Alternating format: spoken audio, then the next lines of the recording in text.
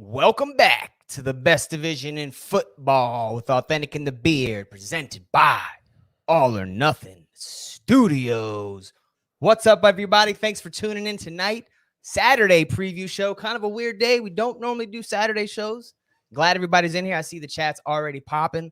We got two NFC East games to preview coming up this weekend. The reason we only have two is because the Beard's Washington football team triumphed on Thanksgiving, giving him an early Christmas present. It was 41-16 against Dallas. Phenomenal game. We did the live stream. That thing was insane. Shouts to everybody that came out to that. Got a little bit aggressive. It was kind of crazy in there.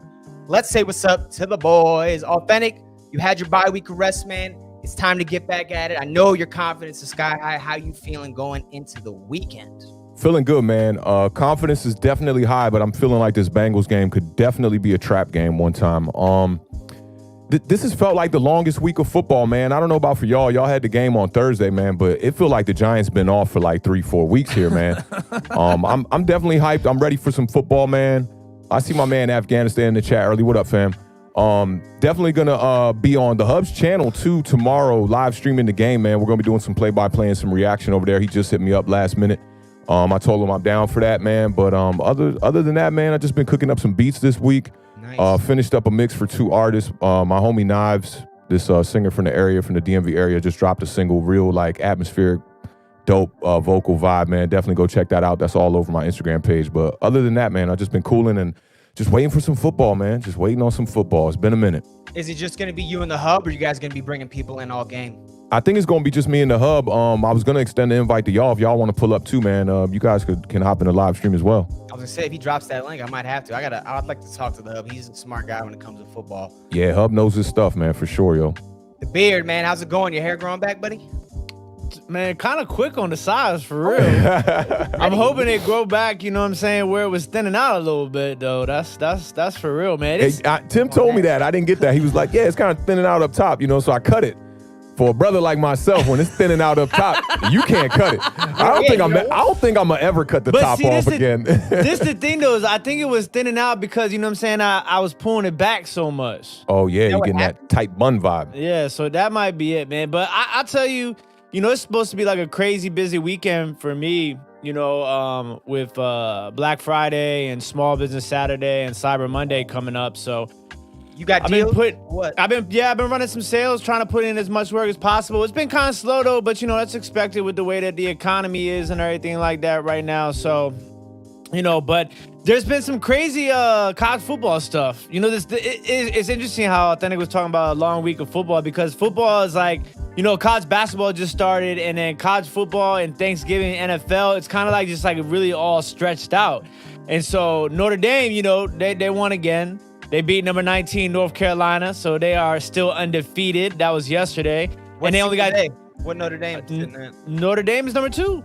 Wow. How about so it? we got 2 more games left in the regular season, and then it's going to be the ACC championship, which I would imagine would be a rematch against Clemson Tigers. So that's kind of crazy. But I wanted to definitely give a shout out to the woman Sarah Fuller from Vanderbilt. So so she's a soccer player for Vanderbilt, and she actually just helped them win the SEC tournament for the first time since like 94 or something like that. But she became, I guess the kickers from Vanderbilt both got COVID or something like that. So she kicked today and she made field goals? No, so she kicked off. Okay. Vanderbilt is really bad. They're 0-8.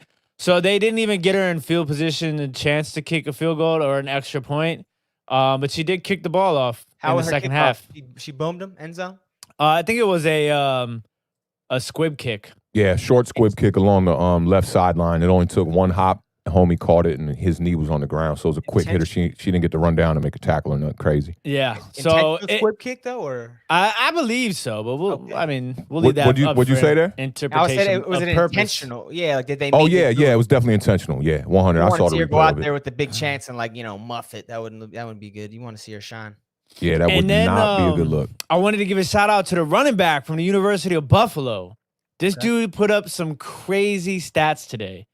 409 yards on 36 carries and 8 rushing touchdowns. Yeah, I was hearing about that one earlier too. What? Against Kent State though, man. I'm never impressed with the college stats. Y'all know about Cole Brennan. Y'all Giants had a running back that was like that for a while too. Well, you know what's wild is who the number one is? Samaje P. Ryan or something like that. Yeah, I saw that. And he hasn't had a great career either, you know. So I mean, it doesn't. Y'all might see a dose of him this weekend. I'm not too worried about the Bengals right now. They got to play good. But come on. Let me give some shout outs to a bunch of the folks that are in the chat right now. We'll get through this and then we'll get to jumping. Simon, what's going on, brother? Thank you for joining us.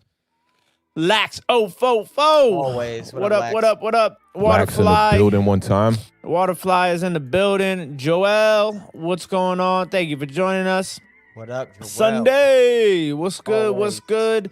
David, my man, thank you very much. And we appreciate everybody in the chat, telling people, hit that thumbs up button. It definitely helps get us out there. We appreciate all the support in the chat. For sure. Lucas is in the building. He wants to see Lucas? 3 in a row from the Giants. Yes, we need to see that. That's going to be important. That'll be Daniel Jones' first time getting 3 in a row in his career, man. We need that big time. JJ Stengel is in the building. What's going on, JJ? Frankie is here as well. And Marjorie always dropping the gems of information for us. We appreciate that, Marjorie. My man Joseph is in the building. Shout out Joseph. Joseph is a big supporter. I see him in all the over the years stuff now. My man. That's what's up, man. Appreciate that. Jameson is in the building. Jameson in the building one time. Nick Shots on you. Nick the Wick is Nice, here. man. Ready for this weekend, man. Everybody Yeah, they are. Big time. Jordan Barker in the building. What's going on, Jordan? And my man Joe Deals, Chicago Bears fan, is in the building. PJ, what's going on, Torres? How you doing, brother? Torres in the building one time. David said he won 8 tutters. Tutters, that's from Entertainers Channel for touchdowns, right? Tutters? Yeah, that might have been the hub, or that might have been David on ours too. I can't remember who that was though. But I did like that. Tutters, and I like Tubbs. I like Tubbs. Gretz is in the building as well. So soft. Anthony, the Bluegrass Picker, what's going on? David AV, what's up? What's up? Matt Emery in the building. Matt Emery, what's up, fam? Afghanistan, baby. Oh, yeah. What's going on? Thank you for joining us. Dan, the Answer Man, what's cracking, brother? Thank you for joining us. Dan back in the building. Always. What's up, fam? What's up? And then I see Mack, the Giants fan. What's going on, Mac? G-Man repping. Let's go. Yeah, Giants is always deep. You know that. Yeah, we definitely mobbing with the mods right now. I'm adding a few of y'all. I remember a few people were talking about wanting to be mods last week. So I see y'all in the chat, man. We adding y'all up today. Tornado. They get the wrench on their name, right? Yep, they get the wrench, man. In England, they call it a spanner.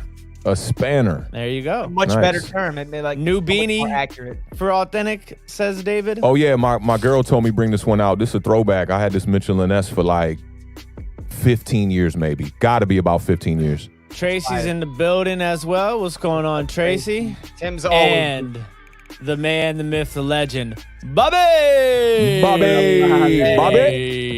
Cat. We call him Bobby. What's going on, Bobby?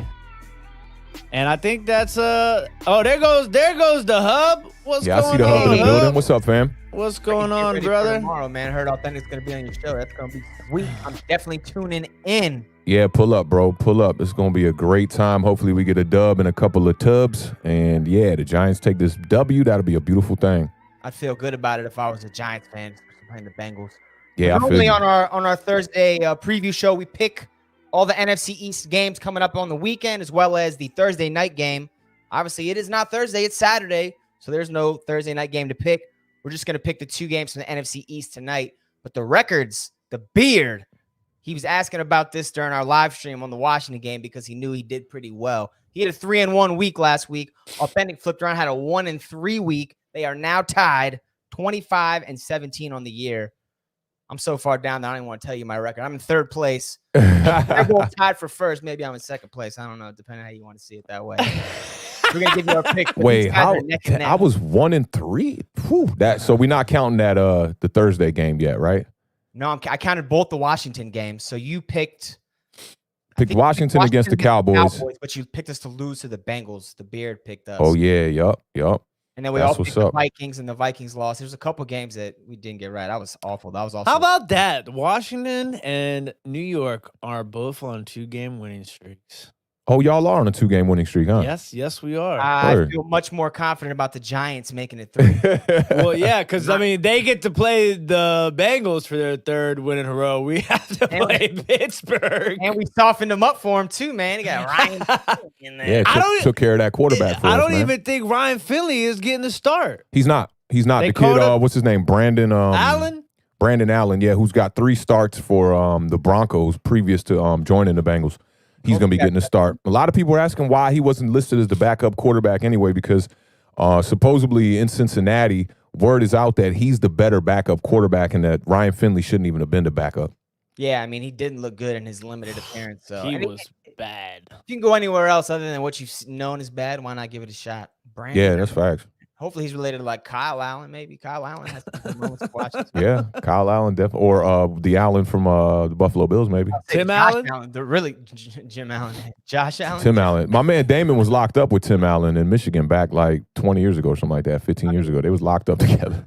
Tim Allen was moving big coke, wasn't it? Big work, yeah. Mm-hmm. And then became the Toolman Taylor, and, he was the nicest guy on television. It's interesting, yo. It's interesting. That's the first trivia question. What was his neighbor's name? What was his neighbor's name? He didn't have a name. He had a name. Yeah, he had a name. Come on. Man, I Richard? can't Wilson? Wilson. Like Wilson. Richard. Wilson? Might have been Wilson. Walter? It was basic, but it was definitely something basic. Save it for trivia time. Wilson. Boom. Wilson? Woo! Let's go. Hey, I'm 1-0. I'm 1-up right now. I'm 1-up right now in the trivia, boy. Y'all want the flutes, man? Y'all want the flutes?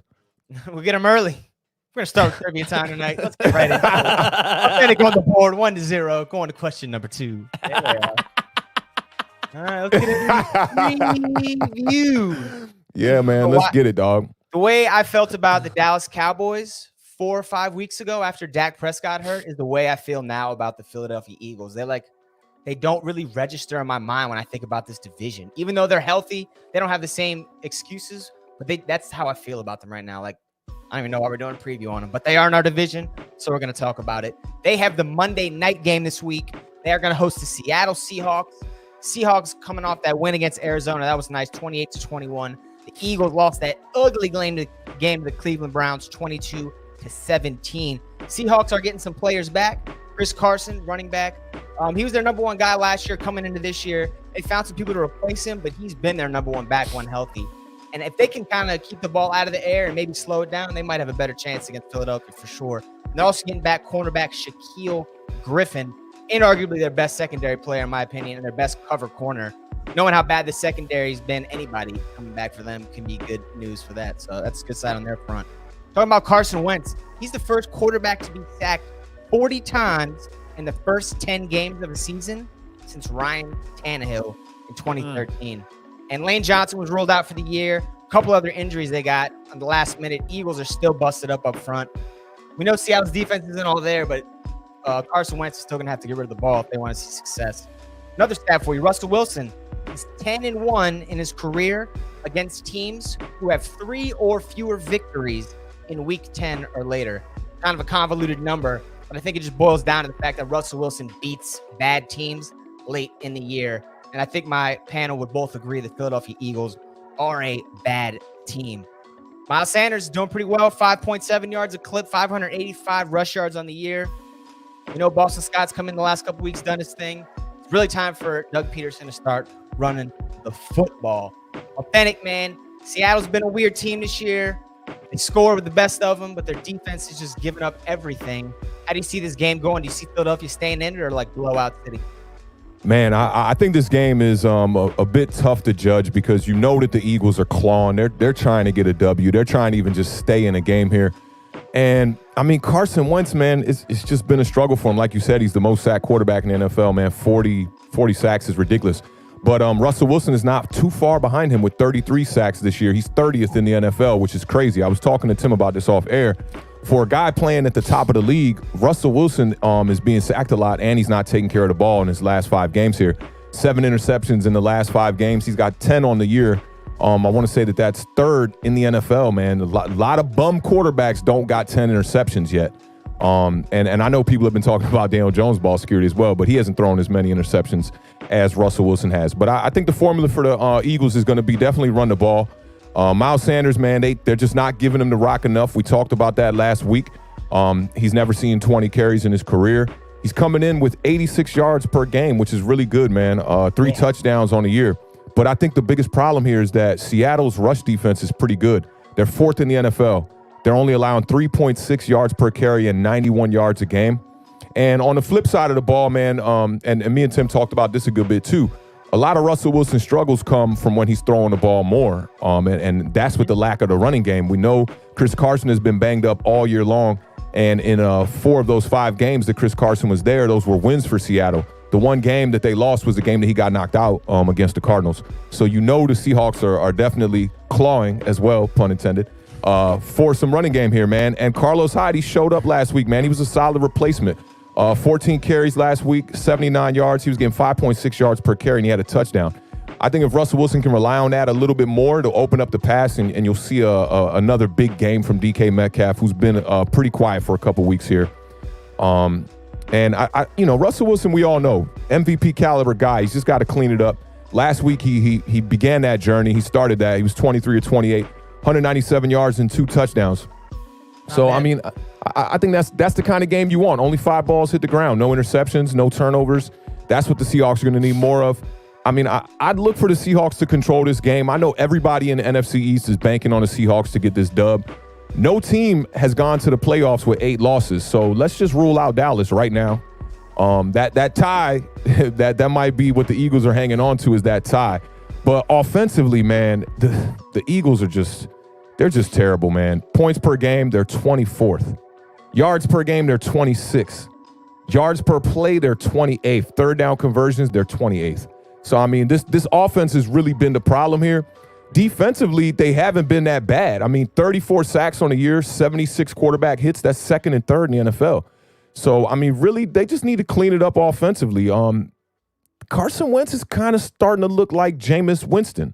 Or maybe worse, could we say? He's not putting up the yardage because Winston, he'd have 3 interceptions, but he had 5 touchdowns and 430 yards. Yeah, Wentz hasn't had games like that to go with the interceptions. He's just turning it over. And that's why I asked the question, maybe worse, man. We know Jameis Winston had 5,000 yards last year, 30 touchdowns, 30 interceptions. I mean, the Philadelphia Eagles would take that right now and probably be at the top of this division. No doubt. The Beard, Seattle, this is probably a game that they can come in and win here, but they've been playing not that great recently. Like Awthentik was saying, they're turning the ball over a lot, Russell Wilson in particular. Do you think it's smart, because they know their defense isn't very good, if they start getting the run involved like they used to when they were winning Super Bowls and really slow the game down, keep the other team's offense off the field, that in turn helps your defense? That's got to be a move for them going forward, not just for this week, but to maybe make a move in the NFC playoffs and actually be not a one and done type team. Yeah, I mean, they're typically known for their running game. I mean, they're in the top 5 as far as the percentage of running plays that they run as an offense in general, year in and year out. So that'll definitely help their defense. I think their defense is bad, right? But it's not as bad as it was early on in the year. I feel like, they're just very inconsistent. And Jamal Adams was missed a couple of games. That was a big key too.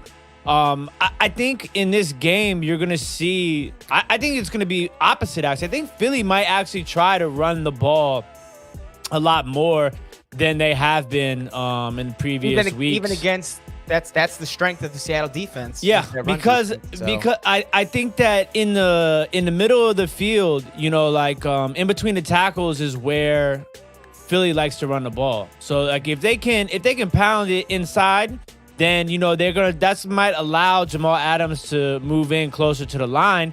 And then what you see is you might see Philly and then in turn try and take a deep shot once they start drawing Jamal Adams to the line of scrimmage a little bit more. Do you like Jamal Adams as a run stopping safety, but also a coverage safety? Do you think he was worth those first round draft picks? 2 of them. All right. I don't know if he's worth 2 first-round draft picks. Hey, let me get this real quick. So it's 8 losses to this point in the season. So 3-8 at this point, Matt Emery. And you know what's crazy, though, is the Eagles actually don't give up that many big plays to quarterbacks. They're 3rd in the NFL in plays allowed of 15 yards or more. That's Eagles defense? That's the Eagles defense. Yeah, the defense has been playing pretty decent. And so, Seattle's offense is their strong point. This game might actually be a little bit closer than I had originally anticipated. When I really started getting into the numbers and looking at the matchups a little bit more, I expect Tyler Lockett to maybe have the best game of everybody on the Seattle offense. So I think you're going to see a lot of Darius Slay on DK. Yeah. And I don't really think anybody can really check DK Metcalf. But I think Darius Slay is a really good corner. So I expect that. Question to both of you guys. If you had to cover DK Metcalf one-on-one and you could only have one superpower, would it be super speed, super strength, or super jumping ability? You only have one. I'm gonna go super strength. That's a great question. You can just straight hold him at the line of scrimmage inside 5 yards. Yup. Bully mode. What are you taking, the beard? That's a really good question. I don't know. I don't want to take the same one that Awthentik took, but because I try to break it down like this, super jumping, right? You got super jumping sound like a party. Hey, that joint was super jumping last night, bro. You might be able to jump high, right? But how you gonna catch up to him if you ain't got a super speed, right? Mm-hmm. And then he might give you push you out of the way. Yeah, but you can't. The physicality thing. You know what I'm saying? I think I'll take speed for real because I feel like if you can keep up with DK Metcalf and you can put yourself in a position, he's gonna bully you out the way and make the catch. Yeah, but he can only do so much legally. Legally, I feel you. You know what I'm saying? Without getting super without speed. getting a You know what flag. super speed makes me think about? Imagine Darnay Holmes up against DK Metcalf. Fastest man in the world. And DK's like, come on. Right? Imagine that, right? To me. He's going to be right there, or Jimmy Moreland even, right? He's right there to make the play, turns around, DK Metcalf, body. Like in high school, when you play those private school teams, and you're like, there's a massive difference in physicality here. Our best corner's 5'9", 180, and they're like, this receiver's 6'5", 230. He's 17 years old. Oh, and he runs a 4.42. 2. Facts. He's a man already. Yeah, this is not going to work. It's impossible to make work. Seattle is 2-3 on the road this year, so they have a losing record when they leave home. Yeah, but I put all that home and away stuff outdoor this season. It's traveling though. I think traveling just because the crowd. Yeah, especially when you have to go to Seattle. 12 man over there. But I do think that the teams that have to travel always are at a disadvantage. They the ones that got to get on the flight, come into town, practice real quickly, and a facility they're not used to. I just think that there's still a little bit of a slight edge there. Just playing on your own turf. Don't forget that. You're familiar with the locker room, familiar with everything. The sound of the stadium is still the same. They still pumping these fake fans through the audio and whatnot. So I do think you have a little bit of an advantage there. But this is the other thing I wanted to bring up. The Eagles have played good teams well this year. Look at how they fared against the Ravens just a couple weeks back. I know that Carson Wentz was coming back late in that game down 2 scores, but that ends up being a 2-point game. You look at them against the Steelers, they end up losing by 9 points. So they've played the better teams on their schedule fairly well. They got pretty blown out by the Rams, who we're still a little bit skeptical about. We really don't know what the verdict is on the Rams yet. I feel like a lot of wins against the NFC East early to get them some confident W's early on in the season. But now it's I'm not too sure about the Rams. I do like their offense, and we know Jalen Ramsey's fire on that defense. But Eagles have fared well against a better competition. And I know Giants fans are looking at that Seattle game on our schedule like, man, that's a winnable game. Can't forget that the Eagles are still top of this division. Still got a better record than the Giants. Yeah, they're not on top of the division. Well, yeah, y'all played one more game, so I'll give y'all the top of the division until tomorrow, I guess. Because Giants or the Eagles going to win. Giants or the Eagles going to win. I think you guys are going to win. I've seen so many. I think the Giants are going to get the W, but it really wouldn't surprise me if the Eagles go in there and compete, you know? This could be a good game. I think this could be I don't know what the spread is, but I bet you if Seattle's getting a lot of points, they're not getting much. I'd bet it's less than 5. Yeah, and I mean, imagine if Carson Wentz can take care of the ball. And all those games where Carson Wentz is throwing 2 interceptions, he's pretty much throwing 2 touchdowns in every one of those games too. You know, so I'm looking at it like if he could take care of the ball, this Seattle pass defense is awful. What are they giving up? 330 yards a game through the air? Maybe, yeah. Oh, yeah. You know, right. I mean, that's a lot. That's a lot of yards. That's last in the NFL. So, I mean, we know that Philly can throw the ball. And if you look at the balance in passing and rushing with the Eagles, they're one of the top teams passing the ball. I want to say they're like 3rd in the league with most pass plays. So we know that we want them to run the ball through Miles Sanders. I think that's a very important thing. But they've been throwing the rock. So I mean, if they could see some success through the air, I could see the game being close. It's not like I'm gonna pick the Eagles, but I do think I could see the game being close. Shout out my man Entertainer one time in the building. Stand up. You know what? I need that Entertainer stand up, Yeah, like right, on cue. You know what I'm cue. saying? Because I can't say it Just for him, so yeah, I need it we on gotta cue, man. record him and then just press it every time he comes in the chat. man. That'd be what's up. My man in the house, make sure if you're not subbed up to Entertainer, go sub up. Even though I know a lot of y'all are friends from Entertainer's channel, man. Salute to my guy, man, putting out some of the best content in the Giants community. Right now, the spread is 5.5. I'd take the Eagles. I would take the Eagles at plus 5.5, to be honest with you. Really? Yeah, I mean, oh, man, how can I say Okay, that? all right. So, Since we talking about the Eagles, right? You heard how earlier in the week, right? You heard about the Doug Peterson press conference? Tell me about it. So they asked Doug Peterson. There was a lot in that press conference. And it was a little weird. It was a little weird. I mean, It should be getting awkward over there about now. All I see is weird press conferences here in DC. I mean, that's just the nature of the beast here. I mean, the last 2 years you had Jay Gruden, who thought he was doing a stand-up comedy show every time he was at a press conference. Then you had Bill Callahan, who was like reading a book at every press conference. Every answer was like a 15-minute answer. Yeah, Bill Callahan was just happy to be up there. Yeah. He ain't had that in a minute. He was talking about the deep dive and the Silk 50 Scout. minutes of fame. Yeah. and then now you got Ron Rivera, who can't remember what he said on Monday, on Thursday. So it's like, I'm used to it. But anyways, Doug Peterson was like, they had asked him about Carson Wentz. Like, did they think that Carson, is Carson Wentz going to still be the starting quarterback? Basically is what they asked him. And he was like, he's our starting quarterback today. And like, you can't say things like that in Philadelphia. He did correct it though. He corrected it. Yeah, he had to, because I forget who the beat writer was that leaked that interview through the transcript of that interview and whatnot. It was like 2 paragraphs of literally nothing. And then at the bottom it was like, so who's the starting quarterback? And Doug Peterson's like, yeah, as of today, he's gonna be the starter. But I mean, Doug Peterson's job is on the line. When he said corrected, he immediately was like, "Oh, actually, I mean forever." What'd he say? He was like today. Then he was like, "Oh, we're invested in the quarterback. He's our quarterback." He just doubled down on everything. The backtracking, basically. Backtracking. Tim, did you see it? Did you see the audio or the video of it, or did you just read it like I did? I just heard about it when they were talking about it when I was in the car ride home. See, I don't like reading interviews because you could, like, I remember like this with Odell Beckham. Like, they would quote stuff that Odell Beckham said, and then you would go back and go look at the interview, and it was clearly like totally sarcasm. Yeah, but see, this is the thing too. Is like an interview is a little bit different than like a press conference, because typically the team will release the transcripts of their pressers at the end of the press conference. Unless, what if a reporter who's there live does their own transcript? They can release that. They could do that too, right? Yeah. And then if you want something to be misconstrued, that, like Awthentik saying, that's the way you do it, because you can read something and be like, this looks terrible, and then you watch it and you say, exactly. But that's why I like actually hearing the words come out of their mouth. Tone means a lot, you know. And we see that on Facebook, the worst social media platform on the planet. People type something on there like, oh, I didn't mean that, because there's no tone behind it. You just reading the words, things can get a little bit lost, I would imagine text messaging is tough, what I mean? Yeah, you man. always got to throw that LOL in there so people know you're not being like a douche.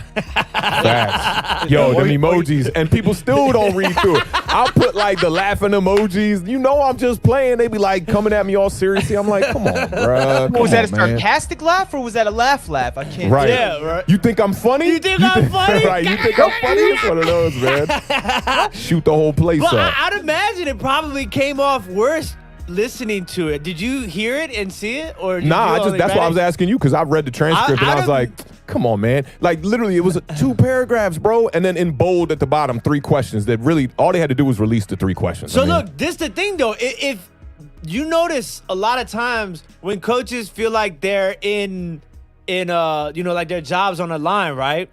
And they have a situation where they have like a backup quarterback who's like a draft pick, either a draft pick that's been drafted high or like a veteran backup, like somebody they signed. They're like, maybe I go to the quarterback change. You know what I'm saying? Because if I go to Jalen Hurts now and say the Eagles start to win games, like that might be able to help him keep his job. Yeah, you know what I'm saying? You got to win the games. You could look at it 2 ways though. If they bring him in, right? You could be like, why didn't this bonehead put him in earlier? Carson Wentz has been struggling all year long, right? So if you're the GM over there, you're the owner, you might be looking at him like, you've had this talent on the sideline the whole time, and you're letting Carson Wentz go out here and lead the league in every turnover statistic possible. You're saying, or you could look at it the other way. Don't. You said he can't win. Like he's done regardless. But you've seen him. You know how strong he is. Right? You can't win. You can't win. But straight up. Hey, shout out my homie Porzingis in the chat one time, man. We was chopping it up on Twitter for a couple little back and forths there, man. Resident Pittsburgh Steelers fan, man. Shout out to that guy. Hey, and entertainer, I seen you on the picture looking sharp. Clean. With your GQ, getting your GQ on, brother. Did he get married or he went to somebody else? His brother got married. Oh, sweet. Best man? Did he do a speech? Probably. I would imagine he's the best man. I would think so. He didn't say nothing about it, but you never know. That brotherly love can be that brotherly hate sometimes too, man.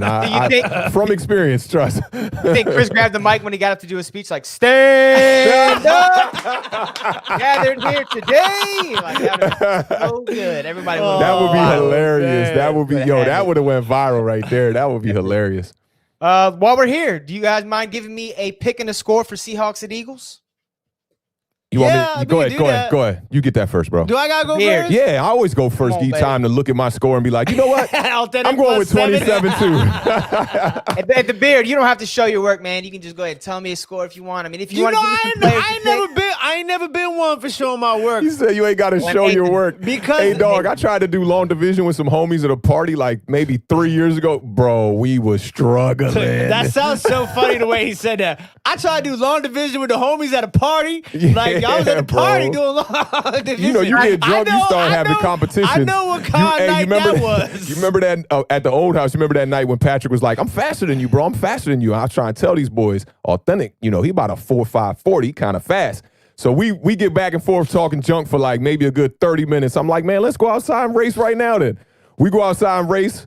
My cousin, calls off the ready, set, go. As soon as we off the line, and it's on tape, I made the most hilarious face crossing the finish line. But as soon as he said go, my boy Pat took one step and slipped on his face and busted his whole face up, bro. Bloody all over the concrete. I'm running past the finish line, looking back, high stepping. I'm like, bruh, I'm glad them drunken nights is done. We used to party way too hard at the old house, bro.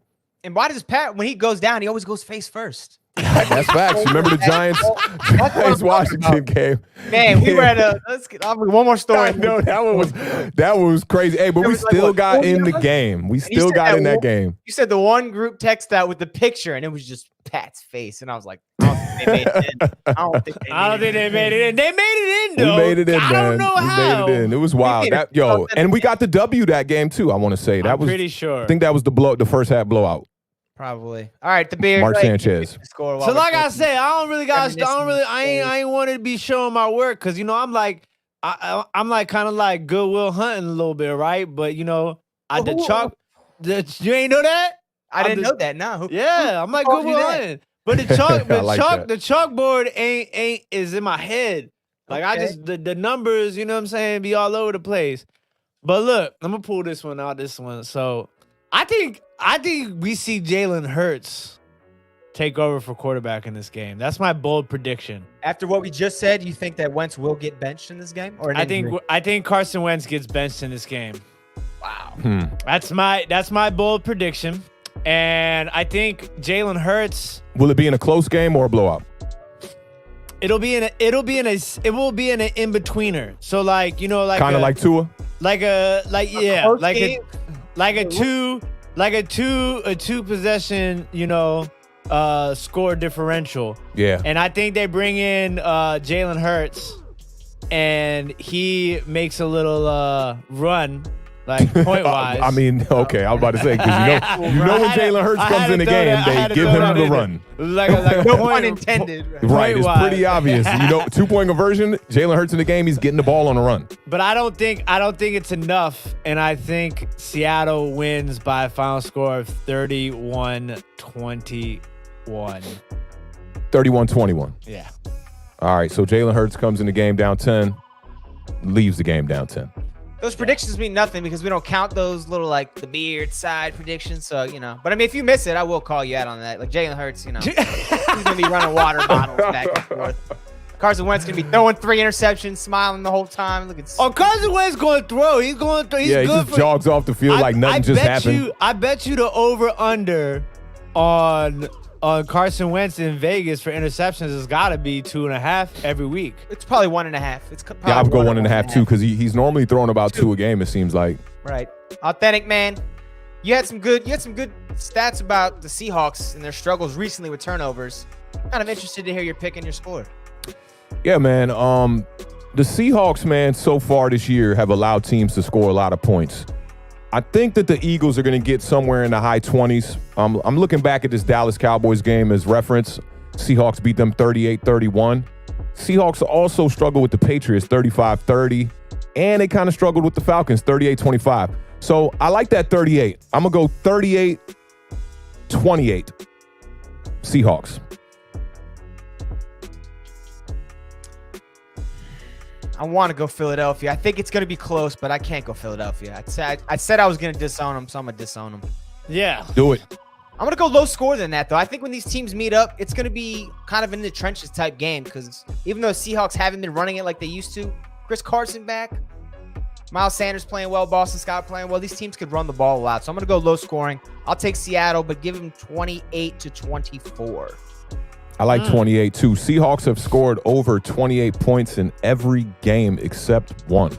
That's a bad pick. Crazy. Should have go back and adjusted. Hey, I said that. Why'd you wait for my pick, Authentic? By the way, hey, I see Heartstorm Media in here one time. What's up, fam? By the way, guess who scored more than 30 points for the first time in like 2 years? Yo, this is a tough trivia question. Wait, the thing is, we scored more than 40, so you got to come up with that stat too. Oh, yeah. Look at you missing out. When's the last time y'all scored over 40? 10 years ago? 1929, Sammy Ball. Sammy. Oh, I like man. We got some around the league stuff to get into. It's been kind of a not crazy week because I think a lot of us saw it coming. Matt Patricia and the GM for the Lions were both fired. Was that today or yesterday? Today. Mm-hmm. Hey, yeah. As soon as I saw Troy was texting me about the Michigan football game, and I just happened to be. I was like, "Oh, by the way, it looks like you guys need a new GM and head coach." Lions have underperformed every year since he's been there, which is weird. Got rid of Caldwell. Dude won 9 or 10 games. Bring in Matt Patricia. He's never won more than 4 or 5. That was where they messed up. Big time. So my question to Authentic in the Beard and people in the chat, if you are hired as the new GM for this Lions team, how are you moving forward? You got Kenny Golladay, receiver, looking like a stud. He's going to need a new contract here shortly. You got a 32-year-old quarterback, hefty contract, and Matt Stafford. He's still got, I think, a year or two left on that deal. You're going to move that deal. You're going to roll with Stafford, build around him. You're going to tear it all up. Let's start with you, the Beard. I'm glad you did that. I saw in your eyes, Authentic. I read you better than you read me. Yeah, because you definitely presented this to us pre-show, and I was just like, yeah, great question. I'll be ready. And I didn't even think about it. Can't even lie. So, listen. We can do a little like around the table thing. First of all, I don't think Kenny Golladay wants to come back to Detroit. Like, why would you want to come back to Detroit? You $80 million contract, something like that. Yeah, but we'll see about that. And then look, I honestly believe they're probably going to get rid of everybody, but you don't never really know until they bring in a GM. And a lot of these teams, right, they've been slacking on getting their GMs in time. Like, you got to get your GM in order, like, first. Washington ain't got no GM. You seen what happened in Houston? They tried to make Bill O'Brien a GM, made one of the worst trades of all time. And Houston's getting it back together a little bit, man. Salute to them, man. Watson, that boy is playing out of his mind trying to put that team on his back, literally, bro. Yeah, he's a beast. But look, who else you gonna get to play quarterback? Yeah, I think that's the biggest problem. Do you want? There's no NFL. There's no free agents. Like as of right now, Marcus Mariota, maybe somebody might get cut. That's about it. Mitchell Trubisky. So Awthentik was saying that he wants Jacoby Brissett.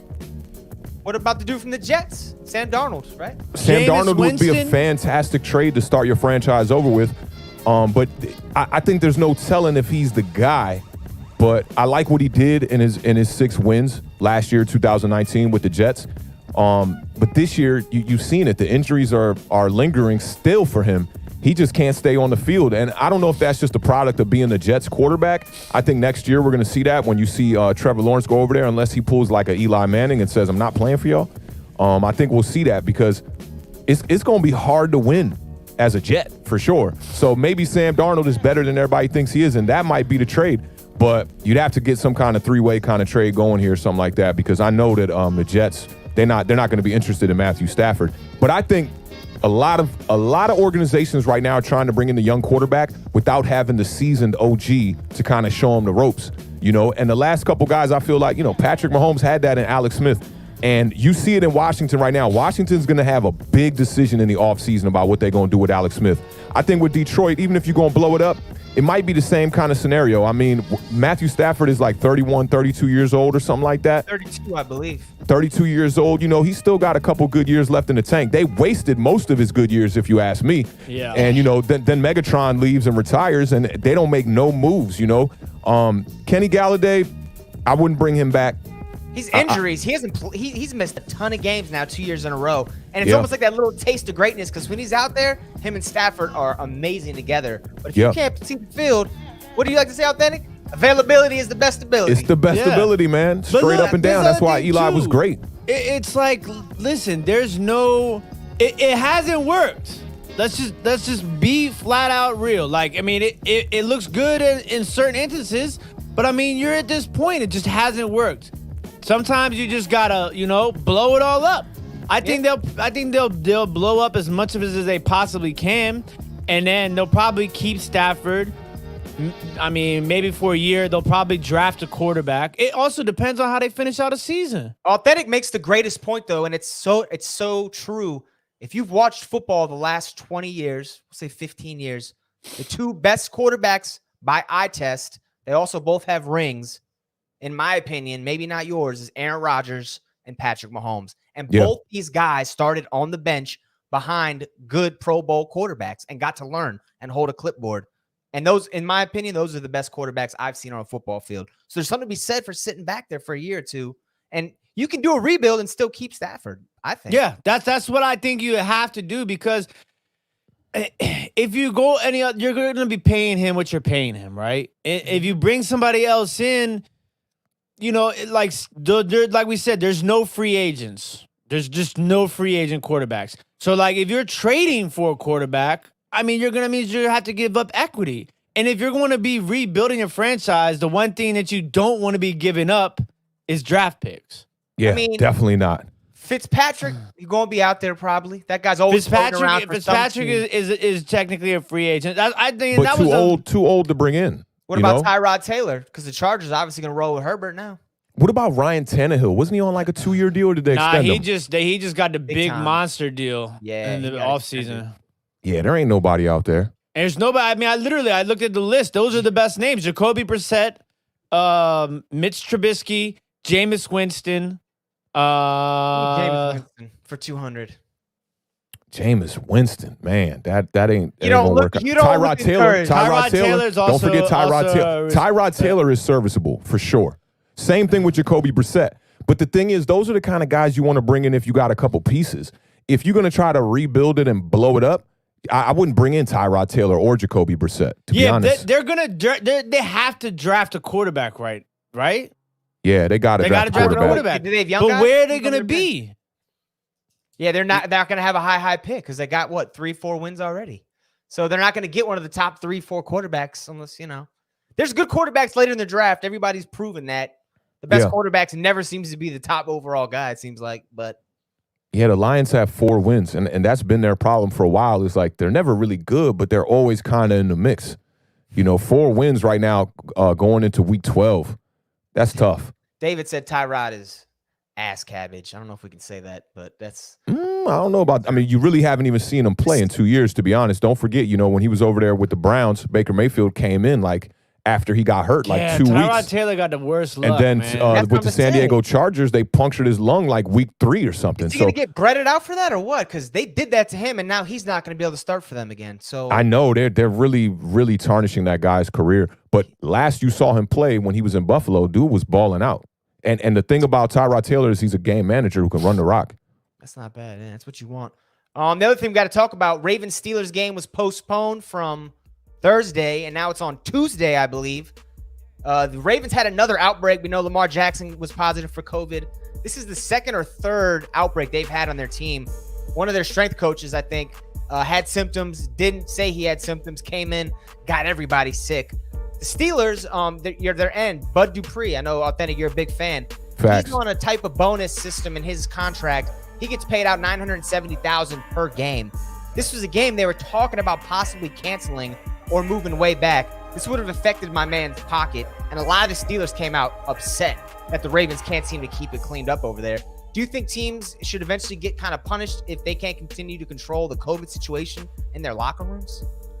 Yeah, man, I definitely think so, man. And what they talked about too was adding an 8th playoff team for each conference as well if some of these games get flexed out, So, I mean, if they're going to be doing things like that, then teams need to be getting punished for this because you see this situation happening across the league now. One guy gets it, it spreads throughout the locker room.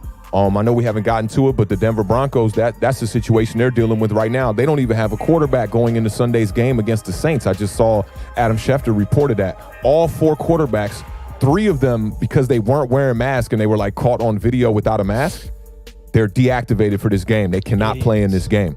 So they didn't test positive because they were in contact, the tracer transmissions or whatever they talk. Wow. Exactly. They're considered to be high-risk players. Why isn't that game going to get flexed? Because none of them are going to play. So now that's what he's saying. Why wouldn't it get flexed? Because the Ravens, if the Ravens, have so many players testing positive for COVID and whatnot, Pittsburgh is looking at that the same way. Why isn't this being completely flexed out? And I saw Juju Smith-Schuster came out with a tweet and said, y'all ruined my Thanksgiving game. And earlier in the year, he talked about another game that got ruined. Oh, y'all ruined his bye week. That's what he talked about because the Pittsburgh Steelers didn't get a bye week because of what happened with them in their first game. Tennessee. Yeah. That's right.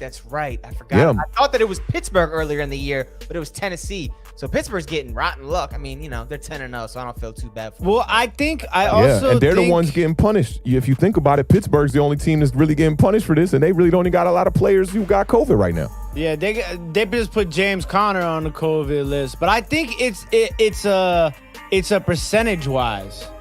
So it's based upon if a certain percentage of the players on a team. That's what forces it to flex. And how many players did you say the Ravens are going into this game? Last I checked, they had 20. I think it was 18 players and that's 2 staff members. That's what do we got? 50 something. I don't know if they be real loose with the COVID list. They don't necessarily say they got COVID. They on the contact tracing. That's the sort of difference between the two. You know what I'm saying? But for me, that's a lot. That's of bad. That's people, what I'm saying. It's bad. They might not even play on Tuesday. You're talking almost 50% of the starting roster. You know what I mean? They might not even play on Tuesday. 21 people, whatever. Jeez. Crazy. Look, I've been said it from the beginning. They shouldn't. Don't give me conspiracy, man. I don't want to hear it. You know what I need? I need a montage. One of y'all moderators, I'm going to have to show you guys how to video edit. Because I'm going to need a montage of Tim talking about, I told y'all, I've been saying it. I told y'all. One thing's for sure, 2 things for certain. 2 things for certain, Scotty. Come on. Nah, but look. I have been said that, now y'all done made me forget what I had said. I've been said it. No, I got it. I've been said that they should have just added an extra week at the end of the season, right? Like, just made a week 18 and saved that for, COVID's games.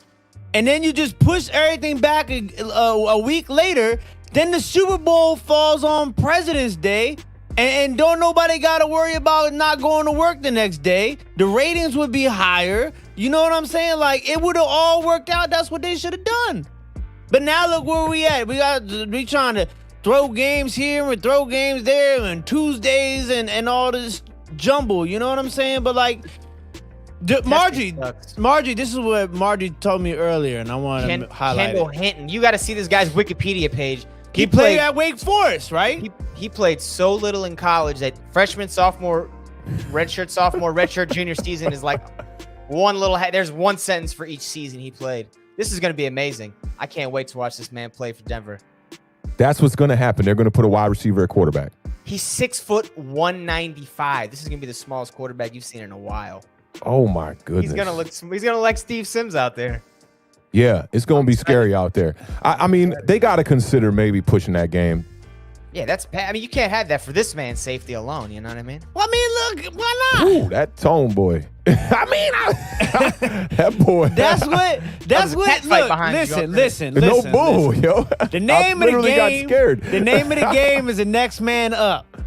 Okay. Ben said, "Get that argument together, Tim." Hey, Serdog also said I was on to something. Yeah, on a complete sentence. I see my man Roldy in the building one time. Shout out my man Roldy, man. Giants in the building one time. I mean, look. Beard about to delete the Pro Bowl altogether. The Pro Bowl been deleted. Pro Bowl got deleted when my man Sean Taylor took out the kicker.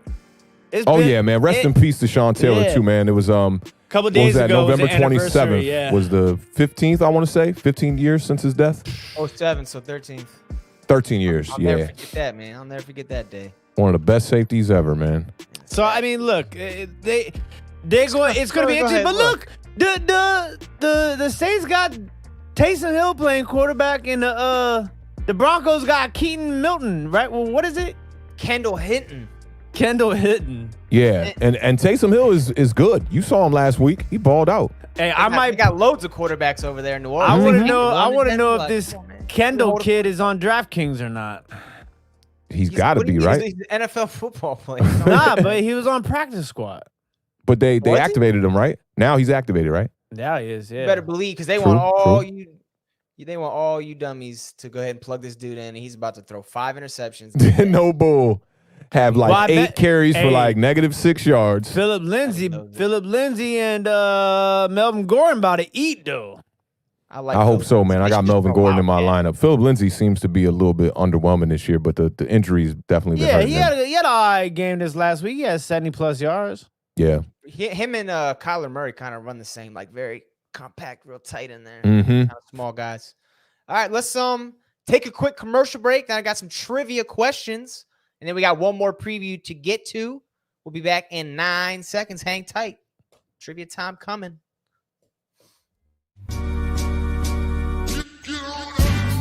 Your wide receiver on IR? Aw, shucks. Your running back keep fumbling every week? Man, damn it all. Well, come chop it up with your boys. We are waiver wire tight. Awthentik and the Beard. Every Sunday morning, streaming live at 11 a.m.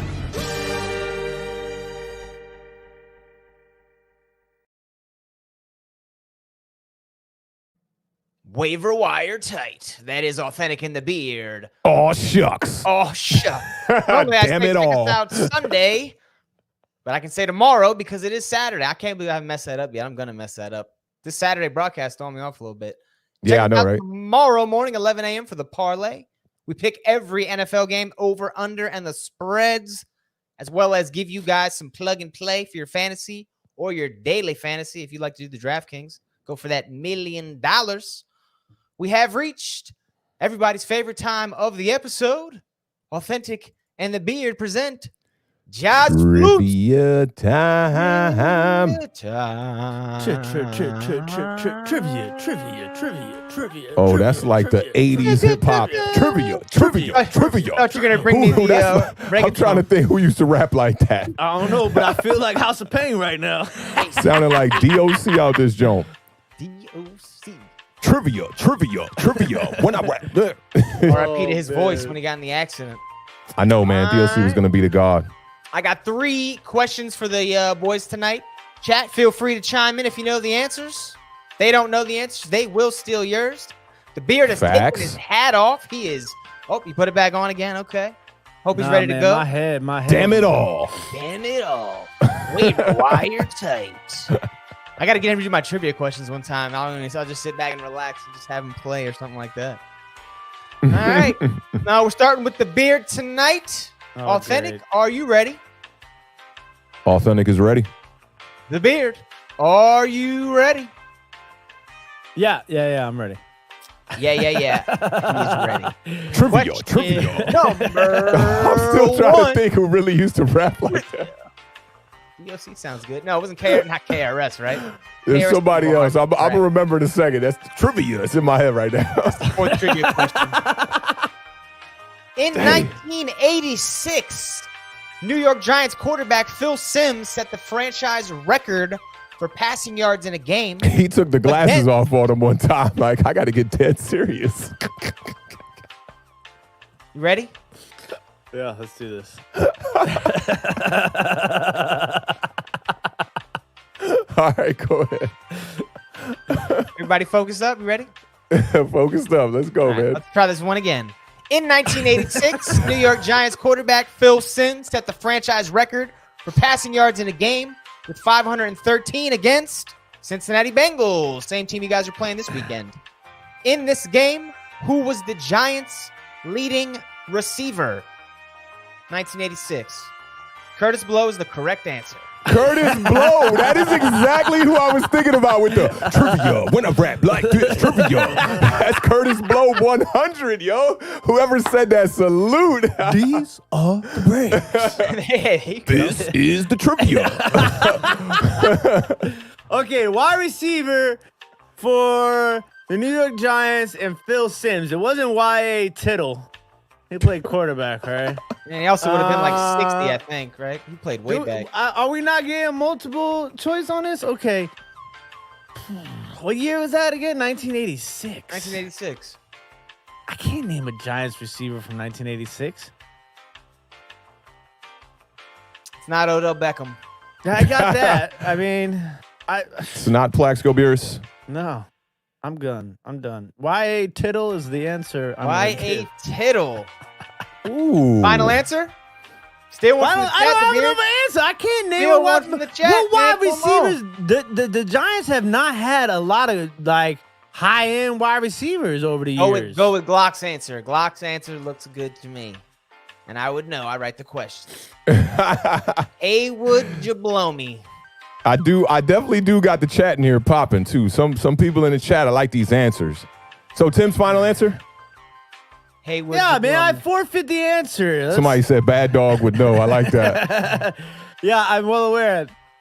Y.A. Tittle. Ooh, somebody said Stephen Baker. That was my man. Stephen Baker, undersized wide receiver. I think he wore number 85. That was my guy. I'm going to go with Bavaro. Mark Bavaro is the correct answer. Ooh, he didn't say wide receiver. And you got to pay attention in these pre-game meetings because Scotty dropped the answer in the pre-game meeting. Haywood Jablomi. I don't know. That sounds like a Bart Simpson prank call. I get it. Haywood Jablomi. I was about ready to be like, who is that guy? I just got it. I said it 3 times. That's good. I'm like, That's good. That's good. Trivia. Let's go, Tim. Curtis Blow has entered the chat. Question number 2. Awthentik is up 1-0. Now we're starting with Awthentik. Who holds the all-time NFL record for highest rookie quarterback passer rating? Oh. Dak. I mean, it is on Awthentik, but I'll go Dak Prescott if that's your answer. I'll keep things close. Dak Prescott. Dak is correct. Yeah, Chernock's going with the Bart Simpsons. Amanda Huggins. Thank you, Gerald. Haywood Jablomi. That's a good one. I ain't heard that one. That one. Because look, I ain't never heard that one either. Because like the way you say it, like that looked like it could be a name. Like you know what I'm Haywood. saying? Like An Italian basketball player, Haywood Jabloni for 3. You know what I'm saying? Jablomi for 3. Jablomi. I dare you introduce yourself like that one day. My name is I don't Haywood. think they get it. Haywood Jablomi. Moe's Tavern. What is that, Italian? 2-1. Authentic's up. The Beard. You can only tie. You cannot win. Listen closely to this question. Wrote in a little bit of disclaimers. This year in the NFL 2020 season, who has the highest yards per carry amongst all players? Minimum 100 attempts. It's on me first, right? No, it's on the Beard. He did. Oh, it's on the Beard first. I mean, he's gone first now every time. Oh, yeah, that's right, because he screamed, Dak! That's right. Yep. But it was should have disqualified him for that. We'll talk about it. Is this a trick question? No, it's not a trick question, but it's I'm gonna go Dalvin Cook. I'm going to go Derrick Henry. I'm gonna double check my answer because Dalvin Cook sounds good. Nope, it is Miles Sanders. For the I was going to say Miles I Sanders. asked you if it was a trick question. What Why makes is it that a trick question as Miles? Because that's not somebody you would normally think. That doesn't mean it's a trick question. Come on, brother. He has 102. So Kyler Murray and Nick Chubb are averaging 6.7 and 6.0, but they only have 92 and 96 carries each. Ooh, Daniel Jones leads the league in yards per carry right now. Doesn't have 100 carries. Doesn't have 7 point something. 7. He's blowing Kyler Murray out of the water. How many yards does he have? 300. He leads the Giants in rushing right now with like 380, I believe. That RPO. Hey, It's is been PJ kicking. still in the chat? Am I mistaken? How did PJ get Nick Chubb and Dalvin Cook on his team? I gotta play him this week. He traded for Dalvin somebody Cook. without Dalvin Cook got hurt, and somebody probably dropped him. Nah. Dalvin Cook only missed a game. I don't remember him drafting Dalvin Cook. He had to have drafted him because nobody traded in our league. Unless that's what I'm saying. You could pay people who are out to give you players, maybe, you know. Try to get your buy-in back if you know you're not going to win. It's kind of sketchy. I think it's collusion, but it's been done before. We've seen sketchier things in fantasy leagues. We can all agree on that. So wait. All right, trivia time. No, you lost the Beard. Sorry. 2 games. You always, 2 games. You always know that. You always know what I'm about to ask. When I say wait, so were wait. you going to ask if you won or not? Yeah. You knew, though. No, I wasn't 100% You sure. see I thought how we tied. Authentic's acting right now? This is the way I'd like you to act when you win. This is a professional, okay? Just chilling. You know, I'm used to this, bro. That's it. Don't act like you've never been there before, the Beard. You had that nice little win streak. And now Authentic stole it back, and now he's chilling. Did it with trivia. He did it in the Philadelphia preview when he talked about, well, Washington's in first place. I did Sounded like a brother who had never been in first place. You kind of went at us, Authentic, a couple weeks ago after you had that big win, and you were like, man, Washington shut down the franchise. They're done. Oh, yeah. So, we like it, though. That's what we want. That's why we need more fans in the chat of other teams. Oh, The that's answer to easy. this That's question is easy the trivia. Tampa Bay Buccaneers. Look at Tim trying to catch up points. I know this one. Let me highlight this one right here. Does that The count? Tampa Bay Buccaneers. No, that don't count. I knew that answer. Come on. That was when they had the creamsicle orange uniforms back in I love those. 87. I want to love say those that was the year he played. uniforms. Last year he Hey, played for them. okay, look. I know we already did around the league, but I just want to touch this briefly. If you had to cast a vote right now for Rookie of the Year, who would you vote for? Justin Herbert, without a doubt. I might go, man. Herbert is balling. And Burrow's done. Burrow would have been the only guy that would have got close for me. Justin Just gonna go Jefferson. with that. Ooh. Claypool? Yeah, maybe. I'm not mad at Jefferson.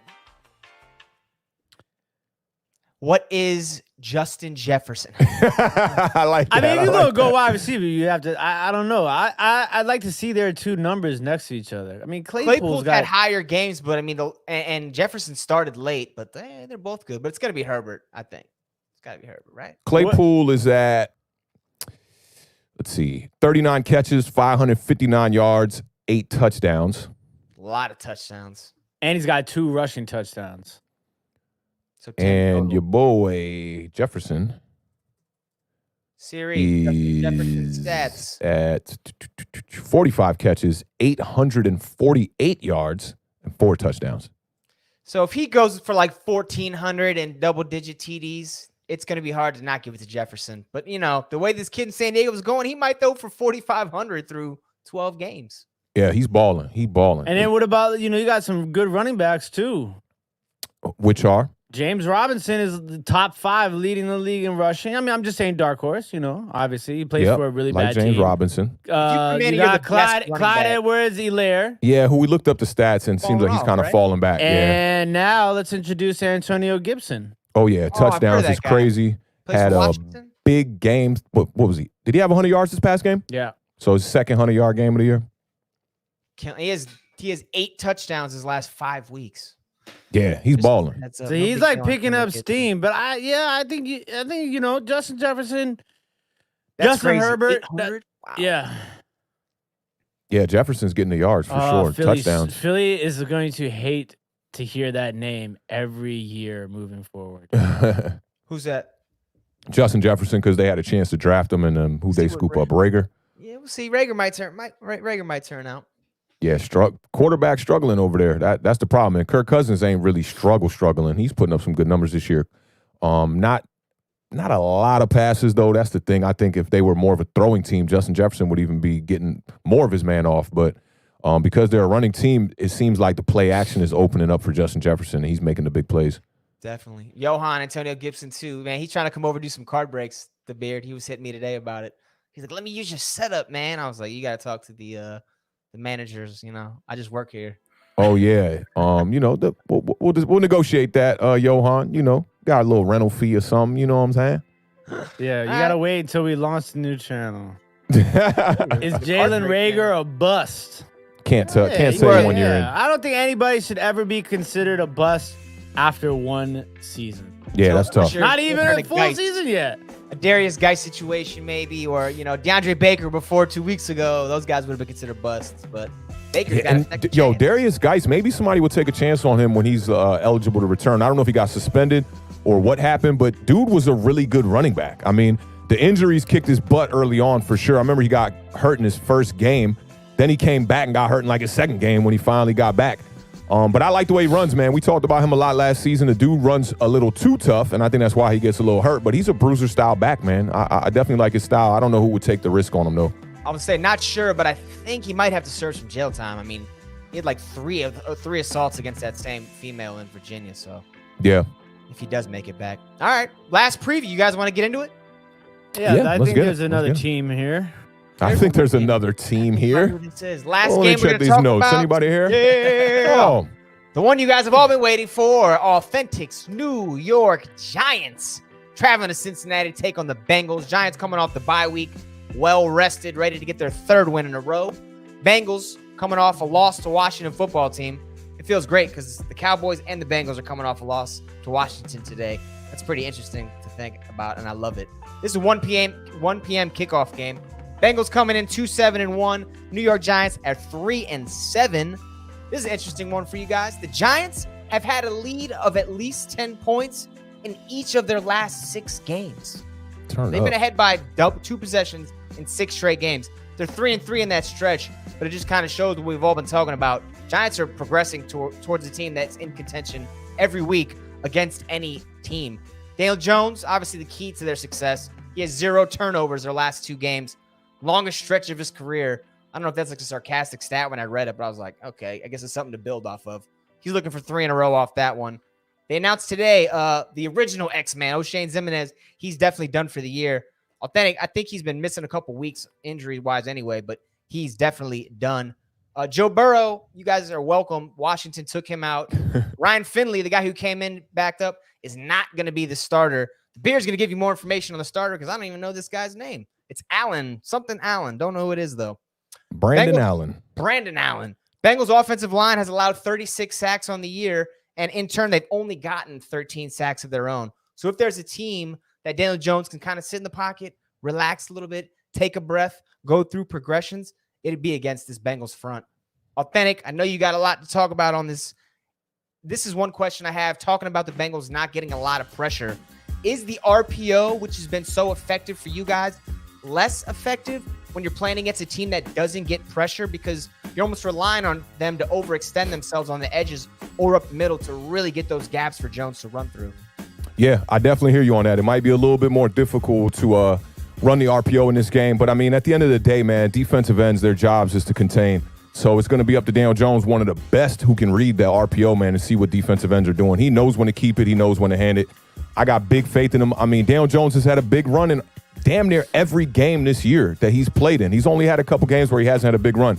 But this feels like a trap game, man. This feels like when we walked in against the San Francisco 49ers, had all those backup players in there, and we got busted. We got blown out of the gym or blown off the field on that one. But I think, man, the theme of this is going to be do what you do, man. We need a couple players to just continue to do what they do. James Bradbury being one of them, I need him to keep continuing to lead this secondary in the right direction. He's got 3 interceptions on the season. Sterling Shepard, who surprisingly has been pretty healthy this year. And when he's been healthy, has played really well, man. He had a team high 6 receptions in week 10, and he has 6+ catches in 5 of his 6 games. I need him to continue that theme going in here against Cincinnati. Blake Martinez, I mean, the dude is just balling out. He's approaching 100 tackles here. Dude has to continue to lead this defense. I see a lot of Giants fans down on Blake Martinez talking about we need to bring in a guy who could cover. When a guy can come up and stuff the run like that, I'm one who's like, hey, everybody's not going to be great at everything, but if you're great at stuffing the run like Blake Martinez is, we can continue to keep guys like that in the lineup. Wayne Gallman, the Gallman show has to continue. Wayne Gallman has been balling out, man. He had 53 yards and 2 touchdowns in week 10. That was his first time he ever had 2 rushing touchdowns in his career. Wow. Now, those are the guys that got to do what they do, right? Mm-hmm. Now, I need a guy to step up in this game major because I think the play action is going to be here all day in this game. Darius Slayton, he needs to step up major in this game. He's got 6 games with 3 catches or less, and the targets have a lot to do with it. He only has 2 games with 6 targets or more. So I need Jason Garrett to scheme him into this game plan. Let's start this game plan with the run with Wayne Gallman and play action. I got to see some deep threat plays for my man Darius Slayton. I mean, he hasn't seen them. He has 1 game where he was targeted 11 times this year. I want to see more of that. That was against Dallas in a loss, but he had 8 catches. I definitely want to see more of that this year. Has he been matched up against the number 1 corners from the other teams? At times he has, but a lot of teams, aren't playing lockdown corners against one of our wide receivers. A lot of guys have been playing one side. Gotcha. So, I think Darius Slayton, I think Golden Tate, all these guys have been seeing number 1 action as far as cornerbacks covering them. It's just about stepping up, and I think a lot of it has to do with the Jason Garrett game plan. I feel like he might be leaving Slayton out of this game plan, trying to protect Daniel Jones' turnover issues that he has had early on in this season. For the Bengals, you got Brandon Allen, and I don't want us to be sleeping on him. There's not a lot of tape on this kid. He had 3 games with the Broncos last year, and he was sacked 9 times in those 3 games. So this Giants defense, I'm going to need the front to play the way they've been playing. Without edge rushers this year, we've been solid, man. Our pass rush has been pretty good, man. 25 sacks on the season. That's 11th in the NFL. 71 quarterback hits, which is 5th. And Giants fans know what's up with Leonard Williams. I've been talking about Leonard Williams since last year. He's a guy that you got to find a way to re-sign. I've talked about him being a disruptor, man, and every defense needs a good disruptor. You look at T.J. Watt with the Steelers, he's a disruptor over there. And Bud Dupree reaps from that, So I think the Giants, we got to continue to this pass rush has to continue to put pressure on quarterbacks. And I think, we're getting a little bit of help this week. Giants fans know we're getting a little bit of help this week. Both of our outside linebackers got hurt in the beginning of the year here. You talked about O'Shane Ximines. Lorenzo Carter was out with the Achilles injury. And he's been put on IR, since I want to say that was week 5 or something like that. But we're getting Tate Crowder back after missing 4 games. And Washington football fans know all about Tate Crowder. He had the pick six? He had the fumble that he scooped up. And scored. That's what it was. 43-43-yard return that he scooped up. And that pretty much sealed the game against y'all. So I know a lot of people think that Tate Crowder is not capable. And he's not a guy that going into the future, I feel like Giants fans feel like we can rely on. But I don't know, man. I feel like he hasn't played enough. And with more time on the field, maybe that changes. And maybe we don't go into the draft next year or free agency next year addressing that inside linebacker position here in this 3-4 defense. But, man, the man of the hour is definitely Xavier Mckinney, who will be making his debut in this game. I'm super anxious to see what Xavier Mckinney can do. In 3 seasons at the University of Alabama, he played in 41 games, 176 total tackles, 108 solo, 13 tackles for a loss. He had 6 sacks and 5 interceptions. 2 of them returned for a touchdown. And I'm trying to see them interceptions returned for a touchdown. Giants haven't had a guy like that was a big threat to return, interceptions for touchdowns. Janoris Jenkins might have had one or two in there. Definitely. What round did you guys draft this dude? And he sounds like a first overall pick. Xavier McKinney was second-round pick, early second-round pick. Ooh, okay. So I want to say the Giants traded up to get him. This is Giants debut? Giants debut. He fractured his foot. Let's go. This is in the offseason there and missed a couple games. I don't want to see him get too much action. This Giants secondary has been playing fairly well without him in the lineup. Logan Ryan came in as safety, has been playing really well. They've been moving him around the field. I like what I'm seeing out of Logan Ryan. So don't go in here jacking up the chemistry. I trust Patrick Graham to do the proper thing here. I want to see my man Darnay Holmes get a little bit more time over there at that corner. Isaac Yiadom has been playing a little bit of 50-50 ball, if you ask me. Some good games, some bad games. Had that game with 8 tackles a couple weeks back.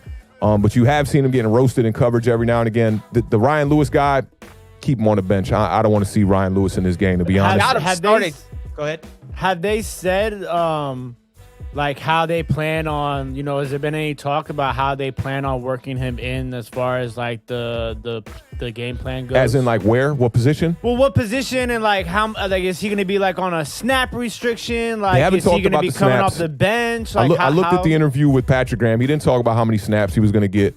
But I'm looking forward to just seeing him get safety time. I don't see him at the corner, but granted, I don't watch a lot of college ball like I told y'all, but just his physical asset doesn't tell me that he should be at the corner, even though we definitely need help over there, cornerback number 2.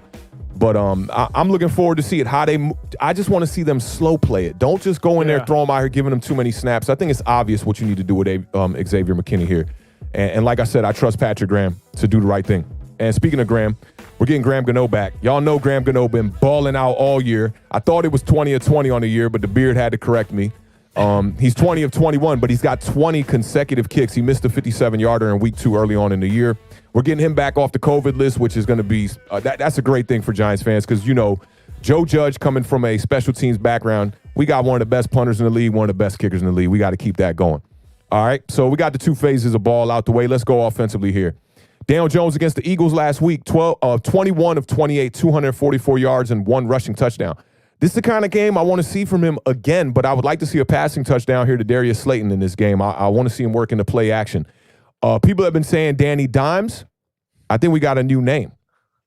Oh, okay. Dual threat Danny. Dual threat. How you like that? 7.8 yards per carry. The dude's getting 38.4 yards a game. These sound like bad running back numbers. Downhill Danny. Downhill Danny. But then I wasn't going to think about the fall, I was just thinking that. Leave it up to the beard to ruin my dual threat Danny. He was the one that went face first, right? Downhill, right? But he had 6.8 yards of carry. They're like, I remember the video. Then they'll start talking about his career downhill. Yeah, let's leave that downhill thing to the side. We're going with dual threat Danny until further notice. And we'll keep the Danny Dimes around. The kid has been accurate, man. I know people be talking about his decision making, but for me, it's not really his decision making. It's just how quickly he makes the decision. I think he's made the right decision on most of his interceptions that he's thrown this year. But 5 games where he rushed for more than 40 yards, man. And like I said, man, it seems like he's getting one big run every game. And I know Giants fans, ball security has been one of the biggest things. While I switch this beat here, we know we got to get a little soundtrack for this preview we're doing here. But ball security has definitely been a thing for Giants fans. I know. 4 fumbles he had in the first 5 games. 3 of them was lost. But he's only got 1 fumble lost in his last 5 games. So Danny's been cleaning it up, man. And he's coming off of one of his games with the most carries that he's had as a rusher, too. He had 9 carries for 64 yards against the Eagles. So Daniel Jones has been cleaning it up. And I think that Jason Garrett has been slowly but surely implementing the game plans that are going to allow him to throw the ball down the field more. I feel like you've seen a little bit less of the trickeration, as they like to call it in the NFL. I love that word. In the last couple of weeks, you've seen less reverses and things like that, less runs to Evan Ingram down there by the goal line and stuff like that. When you got a quarterback that can go through his progressions all the way, you need, like you say, you don't need it as much. Yeah, you don't, man. And Daniel Jones sits in the pocket, man. Yo, quarterback school broke him down last week. I encourage everybody, if you haven't heard me say it, go follow the Quarterback School on YouTube. He breaks down damn near every quarterback in the league, man. And he's breaking it down like not like a fan, like he's open, throw the ball. And he's not breaking it down like that. He's breaking it down by talking about progressions and how quarterback's footwork is in the pocket. And it's from a quarterback perspective. I forget who the quarterback was. Was it JT O'Sullivan? Sullivan? O'Sullivan, yeah. So yeah, he wasn't a great quarterback in the NFL, but definitely knows his stuff when it comes to talking about quarterbacks. And he liked what he saw out of Daniel Jones. But Daniel Jones is going to be starting in his 23rd game since replacing Eli Manning. When Eli Manning was starting his 23rd game, he was beating the Raiders in 2005 for the regular season finale to clinch a division title. Different cast. Yeah. Can't forget about who Eli had. Brand he had new Jeremy season. Shockey. He had Plaxico Burress. He had Amani Toomer, best dressed Amani Toomer out there. Tiki Barber. Daniel Jones is coming out here without his starting running back. Thank God for Wayne Gallman, who has been a salvageable running back this year and has been doing his thing. The Giants are 3-7 right now. That's not a great record, but I don't think we need any apology from Daniel Jones for that 3-7 record. But if he goes into Cincinnati and he doesn't get this win, I think we're going to have a lot of apologizing happening from Daniel Jones. 3-8 is not a good look. I talked about this earlier. 3-8 has never made the playoffs. I hate to say it, the way the Giants have been looking defensively, if you guys play the way you've been playing and Daniel Jones has a good game, you'll win. It's almost like, depending how he plays, as if you guys are going to win or not, because that defense been rock solid. Defense has definitely been rock solid, man. And if Daniel Jones could come out here, take care of the ball, put up a couple tubs on the board, it's not even going to be a close game. I mean, I could see us blowing them out. I think it could have been like that even if Joe Burrow was in this game. I mean, I just think that this Giants defense is on one right now. They're playing well. They're playing confident. And we're getting back probably our best rookie out of this draft.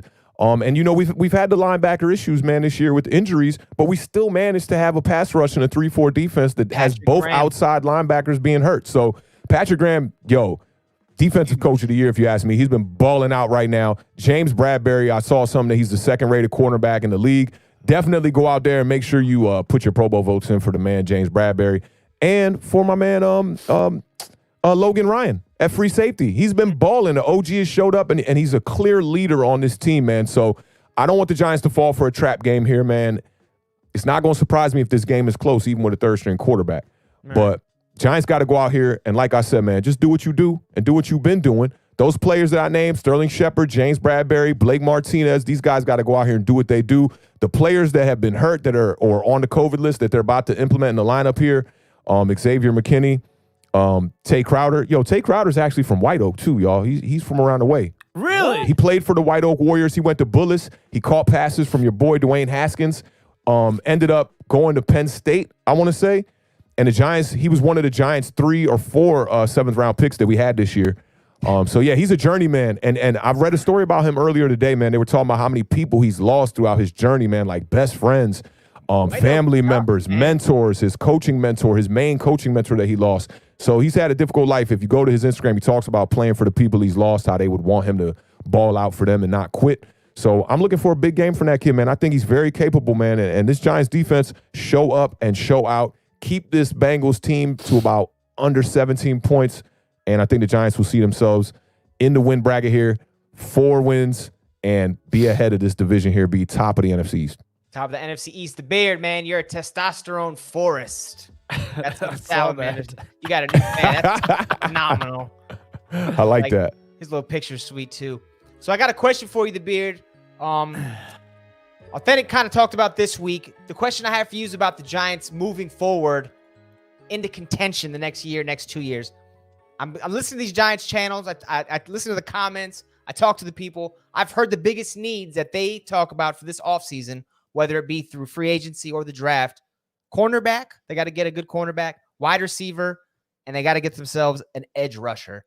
Of those 3 positions, just seeing the Giants games like you've seen, which one do you think needs to be addressed first? Most important for them to take that next step, because right now they might be a top 10 defense. What do you want to see? That's a really tough question. I mean, like, okay. I think I'd probably go. So you're talking about with their first pick, not necessarily free agency or anything like that. It can be either one. Just what position needs to be addressed first? Right. With like number 1, you want to get the best player of those 3 that needs to be addressed. I think I'm torn between wide receiver and edge rusher. I feel like giving Daniel Jones another weapon on offense would be great, especially, this is hoping that Saquon Barkley comes back, healthy and like Saquon Barkley. Because I feel like if you can get another stud wide receiver, like maybe like possibly a number 1 wide receiver, then that allows Darius Slayton to be like that top tier number 2 that he is. And then I really like Sterling Shepard if he can stay on the field. And if not, I think there, we've seen a little glimpses of, Mack, who I kind of like a lot. We haven't seen a lot of him, but I really like him. Mm-hmm. And so like, I feel like if you can get a top tier wide receiver, then I really wouldn't like necessarily stress it. I like that you brought up Austin Mack because I think for Cincinnati game planning against the Giants right now, he's the kind of guy that could be like, lost in the sauce that you might not actually game plan for and could come up with some big plays in this game if he sees the right time on the field, And then as far as edge rusher goes, I think in today's age, in today's NFL, I think it's super important to have a top tier edge rusher. If they keep Leonard Williams, who I think they should, I think we're all in agreement on that, right? That keeping him 100. I've been preaching that for 2 seasons. It's always priced to me. It's always priced to me, but so I think they keep him at a good price. If you can keep him and add somebody like on the edge, like a top tier edge rusher. See, that makes me think you need to address it in the draft though, because if you sign Leonard Williams, you're gonna spend top dollar. Then you're gonna try to bring in somebody who's top of that position as an edge rusher. You're gonna pay some more money. So then go young, find yourself a really good edge rusher out the draft, and invest your money all season wise. I don't know what the cap room is like for the Giants. And don't forget Lorenzo Carter coming back next year too. That was a draft pick this year at that position as well. Yeah, and then invest free agency into a top tier wide receiver. That's what I would do. The interesting part before I get to you, Awthentik, a lot of people in the comments are saying it, and it's very true. There are certain defensive coordinators, like not Rex Ryan, but his daddy back in the day, Buddy Ryan for Philadelphia. Joe Bugle, he's actually offensive line coach. The D coach for Washington. If you have a good D coordinator, they can get pressure with just scheme alone.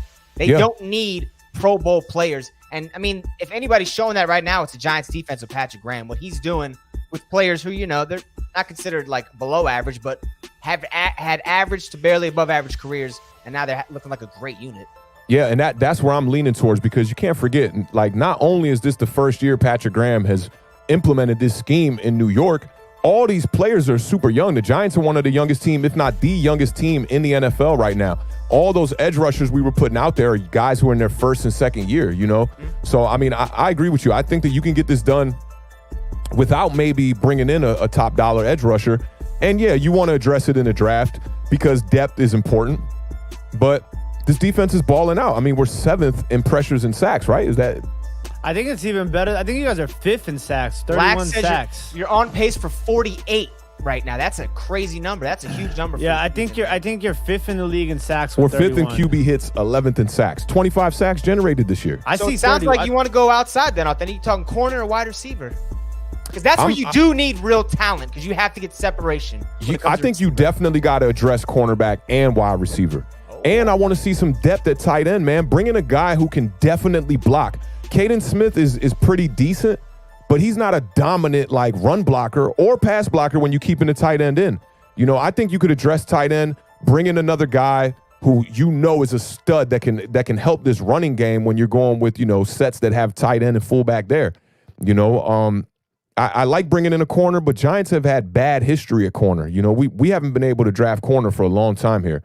And dating back to Eli Apple, man, that was terrible. And Eli Apple was a part of the $200 million defense. Mm-hmm. We drafted him as a rookie that year after spending $200 million on the defense, and that team was 11-5 or something like that. But it wasn't on the back of that defense at all. I do think it was a Band-Aid move, but they spent way too much money to bring in those players. It was like Jack Rabbit. I forget who else we brought in, but I remember Jack signings, but like not. There were some good signings. Top end signings. You're right. They're more like middle ground or a little bit above average.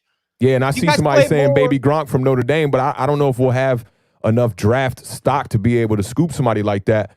But there's tight ends out there. I mean, you see, like, even didn't Pittsburgh make a move on Eric Ebron? I know he's old, right? But he's still getting the job done.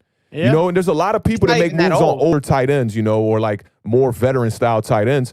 And the Giants, I want to keep this roster young, but I definitely want to keep this roster intact. You know what I mean? And about the tight ends, it's crazy because remember, Awthentik and I had a conversation about this. Couldn't have been too long. I think it was sometime between off season and early this season. But we were talking about how if you look at all of the really good teams, and then the team or teams that have made the playoffs and so forth, all of them have top tier tight ends, or have one of the top tier tight ends. Because we were talking about when San Francisco made their run, they had Kittle. You know, last year. And Kittle Kelsey was a dog. In Kansas City. You know, like you really need in today's modern age football, you really need that sort of tight end, that athletic tight end, because you know. Are you giving up on Ingram then? Are you saying Ingram's not the answer? No, I'm not giving up on Ingram at all. It's important to have depth, you know what I'm saying? Because a lot of times, too, you got to think about this. Like, a lot of teams nowadays are carrying multiple tight ends. They're literally carrying a blocking tight end and a passing tight end. You know what I'm saying? If you can have a tight end that can split out to the slot, like that's the type of tight end that you need in today's modern day football. You know what's crazy about that is Jason Witten, who was not fast at all. The 40 number was crazy, and he's old as dirt. I see people talking about him with the Raiders in the chat. He used to be able to play that role. I don't know how maybe his physicality was giving him separation, but he was like a third down killer for a bunch of years, bro. He knew how to find that soft spot in the zone every single time. Yeah. And that was before they really started adjusting to any type of like pass catching athletic tight end. So Chris Cooley was doing big things. I think those guys would be washed out today. You look at the really good tight ends, these dudes are running 4.4s, 4.5s, like they're receivers in bigger bodies. Yeah, those old tight ends, they're probably not. Dallas Clark was in that mix too with Chris Cooley. And he was super athletic for that time period. And then they brought in the little guy. Who was the one that the Colts brought in? Somebody else. Colby Fleener. And he was like a 4.5 guy with Andrew Luck. And he was one of the first ones. Everyone's like, this dude's a wide receiver, but he played tight end. He was a little undersized, but he had speed like a wide receiver. So that kind of changed it right then. Two things. But also before you move, remember these two things too. I didn't mean to interrupt you because I know how that be. You're fine. But look at the Raiders with Waller. I think he kind of defines a different role as a tight end. You know, he's not a guy that you necessarily split out, but he can, from the tight end position, run the post corner like nobody else. Yeah. He's a guy who's getting 10 plus catches sometimes in games, which is like he's the quintessential kind of tight end that I would want in New York right now. He's tall. He gives you that Antonio Gates vibe. They're almost like a slot tight end. Yeah. You know, they're out there, but they're running slot routes. You know, same kind of thing, except they're 5 times bigger than those normal slot receivers. So it's a mismatch all day, depending who you put on them, you know? Yeah, that's facts, bro. So my two things were, first one is this beat is fire. Where did this come thank you. I just made this joint three days ago. Yeah. Thanksgiving. This is one. This is a onener. Yeah, this joint got that heat maker kind of Dipset vibe to it a little bars bit. right now. I'm about to spit bars after this. Hey, we were in the pre-meeting like 2 shows ago. Scotty has some, you know how everybody got to have a rap bars just in case? Scotty went to rapping. I said, man, Scotty you got some bars, cuz. They were written in the notebook, and I sat down. I was like, oh, they're both here already. We got 9 minutes to show. Let me give it my best real quick. You was like, trivia time. and somebody asked where Thaddeus Moss is, and Thaddeus Moss is IR right now. He's currently on the IR. Oh, I'm glad you went back for that because I was going to tell you. I was going to remind you about that. The full season IR. And Bashir is in here too. What's up, Bashir, man? Good to see you. Oh, Bashir in the building. What's up, fam? I checked him out. He is fire Awthentik. You're not lying. Yeah, Bashir know his stuff, man. And there was another young Philadelphia content creator I just subbed up to that was on the Hubs channel. Can't remember the name, but Youngin was dropping gems. Sounded like a coach. I was like, man, he might be younger than 17. He might have been like 14 for real. An Eagles fan, huh? Mm-hmm. Eagles fan. He was naming backup linemen, and I was just like, yo, you really know your ball, yo. So I subbed up. Next podcast, I'll make sure to get the name so I can shout them out. They started talking about like practice squad players. You're like, yeah, this person, they know the entire roster. Yeah, man. The Beard, anything you want to add about the Bengals? You see, who do you think's gonna have a big game? We know Bradbury's gonna shut down half the field. Who's gonna get off on the other side if Cincinnati does anything? Well, I was gonna give you somebody from the Giants. I think Wayne Gallman. I think Wayne Gallman goes over 100 yards. Come on, don't do that again. What? 100? He doesn't do 100 yards. We already talked about That's not his thing. Yeah, I know he's that. not a 100-yard guy. I understand that, but I think he goes over 100 yards. That's what's up. I'm gonna stick with it because if he goes over 100 yards, that's gotta be a Giants win. If I'm the New York Giants, I run the ball. Cincinnati's defense just cannot stop. They're not really good at stopping the run. Don't you want to see Jones get off though, man? Build his confidence up for a late season run here. It's a team you can do it against. Balance it out. You know, like it sounds crazy and it sounds cliche, right? But like if I'm watch a team like the Washington football team, right? They didn't really execute 100% against the Bengals like how they should have. Hey, I gotta bring that air horn back for just the regular. But shout out that Vanilla Vic comment one time right there. I'm loving that. Book it. Write it down. Go ahead. Yes. That's all you had? No, I mean I think Wayne Gallman goes over 100 yards, and I expect them to have the defense to have 4 or 5 sacks. I like somebody brought up, Matt Emery actually brought up Alfred Morris, man. Yeah, in both games he's came in, he's been balling out, man. I think he had 4 for 28 last week and even a better game 2 weeks ago. So, yeah, Alfred Morris still got a little bit of gas left in the tank. 6th round running back playing now his 8th season in the NFL. That's got to be like a 1% chance that ever happens. That 94 Honda Accord still rocking. That is one of my. I almost made that picture my Facebook. What do they call it? A banner, Facebook profile banner picture. Because it's like this really dope picture, and it's like almost like golden hour, and they're like in the field, and it's just him like on the hood of his old hoopty like this. Oh, I ain't even know. It's an article or just a picture? I'm starting to remember it as you talking about it now because he like never. A few NFL players have done that. They never like changed out their car. They continue to drive the hoopty. Yeah. Sometimes when you come from down there, you got to remember where you start. I mean, that's why you play 8 years. Alfred Morris, as of 2017, drove a 1991 Mazda 626. 626. That was the jump.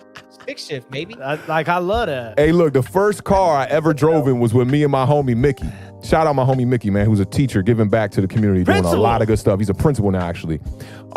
He got his license when we were 16, man. Scooped me up and actually hit me up. He had a cell phone back then, which was unheard of. It was with, not Singular. It was with Qualcomm, right? He called me up and said, yo, I'm outside. Come out now. Picked me up. We went over to these 2 girls' house. I'll never forget it. Sally and Latrina. Shout out Sally and Latrina. And yo, we were playing Mos Def. It was 1999. We was playing Mos Def, Black on Both Sides. And we was playing the new Juvenile album at the time. And we drove down Georgia Avenue. And the first car I ever rode in with my homie actually driving was a Mazda 626, yo. And I think it was a 93, actually. Old joint. It was Champagne. You don't even see the Champagne vibes no more. In the Mos Def, 2 ladies in the whip, windows down, wind blowing. Sounds like a fun time, man. Yo, and I'll tell you what, for me as an artist and a producer, it was literally a pivot in my hip hop career because before that, I was big into go-go. For those that don't know about go-go down in DC, it's like live instrumentation, live recordings, live bands. We was big into that because the parties were just really crazy for go-go parties. And as a 15, 16-year-old, I just wanted to, freak with girls, dance with girls and whatnot in the go-go. So I loved go-go at the time. And I was listening to a lot of ignorant music back then. That Mos Def, Black on Both Sides album, literally, when it first came on, it literally completely changed my hip-hop opinion. That was the start of me liking underground hip-hop. Mos Def, the album starts, Speech is my hammer, bang the world into shape, then let it fall. I was hooked right there.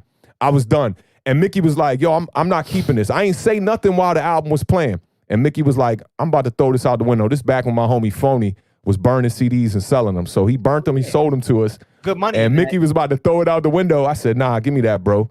And I kept that Black on Both Sides album. And it's literally what like shifted my whole career, got me into rapping, got me into more conscious music. So, man, salute to my homie Mickey who was about to ditch that album, which is Black on Both Sides. If you never heard it, major classic. If we didn't have copyright issues, I would play it in the background right now, but you know how that go. Name me a classic that he made after that. That wasn't with Talib. That was just solo Mos Def. The New Danger. I wouldn't say it was I don't think Mos Def had a classic album after that. No, I don't. I think that for me, that was the pinnacle of his career, and it kind of changed up. For me, that was the pinnacle of his career, and it kind of changed up a little bit. His flow. It did. A little bit. It did. He got a little bit more eclectic. He wanted to experiment a little bit more. He had the rock vibes on that album, but the New Danger had some bangers on that. I thought that was the last of his classics. Hopefully, Black Star could get together and make another album soon, man. That's probably my favorite rap group ever. Yeah, that's the one. 1998, only album. One, and two, Kweli was on three. fire. Most Redefinition. Quality, man. Yeah, man. Great album, man. All right, well, let's get picking scores. Need some scores in this. Oh house. yeah, we need to pick a score. Beer I versus like that, scores Joe. in this I like house. that, Joe. Yeah, we'll start with you, the Beard, because Authentic. Obviously, everyone's gonna wait all episode to hear that number. Picking a score, somebody to look for. Well, I told you who to look for. Look for Wayne Gallman going to get 100 yards. You gotta give me some Bengal stuff. Matt Emery keeps saying Bengal stuff? Bengal stuff? All right, I'll I'll give give you you. a player to pick. What was Matt Emery saying? He was saying Tyler Boyd. Well, he's saying Boyd. I'm assuming he means Tyler Boyd. Oh, Yeah. Tyler Boyd. I thought he was saying Talib something. I was like, okay. Talib Miss Fat Booty? Yeah, that was a record right there. I mean, In she came. T. Higgins, look, the dude who's playing quarterback has played quarterback 3 times. Why do you want me to give you a player? Do you want to give me P. Ryan? You know what I'm saying? Bernard is probably not going to play. Joe Mix is probably not going to play. They're literally playing. The Bengals are worse than the Bengals when the Bengals were worst right now. You got him. This is the worst Bengals you've ever seen before, is what you're saying. I mean, No, there's been some bad there's been some Bengals bad teams. Bengals, but I mean, like, look, 80s. Woo. they got. This isn't who I just said. Their starting lineup right there, but their quarterback and their running back. I don't know what he just said. Yeah, that one. I don't. He said One more time, buddy. What the heck? I he was like quarterback and running back. I was looking at you, Authentic. I was like, maybe Steve caught that one. 'Cause I did not Nope. Nah, I'm just saying. Look at their starting lineup between their quarterback and their running back. I mean, like, it's bad. It's tough. Maybe AJ Green could come. I mean, did he have his first touchdown of the season last week? Maybe we could look for some more from AJ Green. Higgins, yeah, he's been playing pretty well. You're not running against this Giants front, though. You're not running. You're not doing it. Who's the tight end over there? Eifert? Right. No. I don't know. Trivia time should have been name 4 active Cincinnati Bengals players. I'd have been hit. I would have been like, Gio Bernard. That aren't Gio. wide receivers.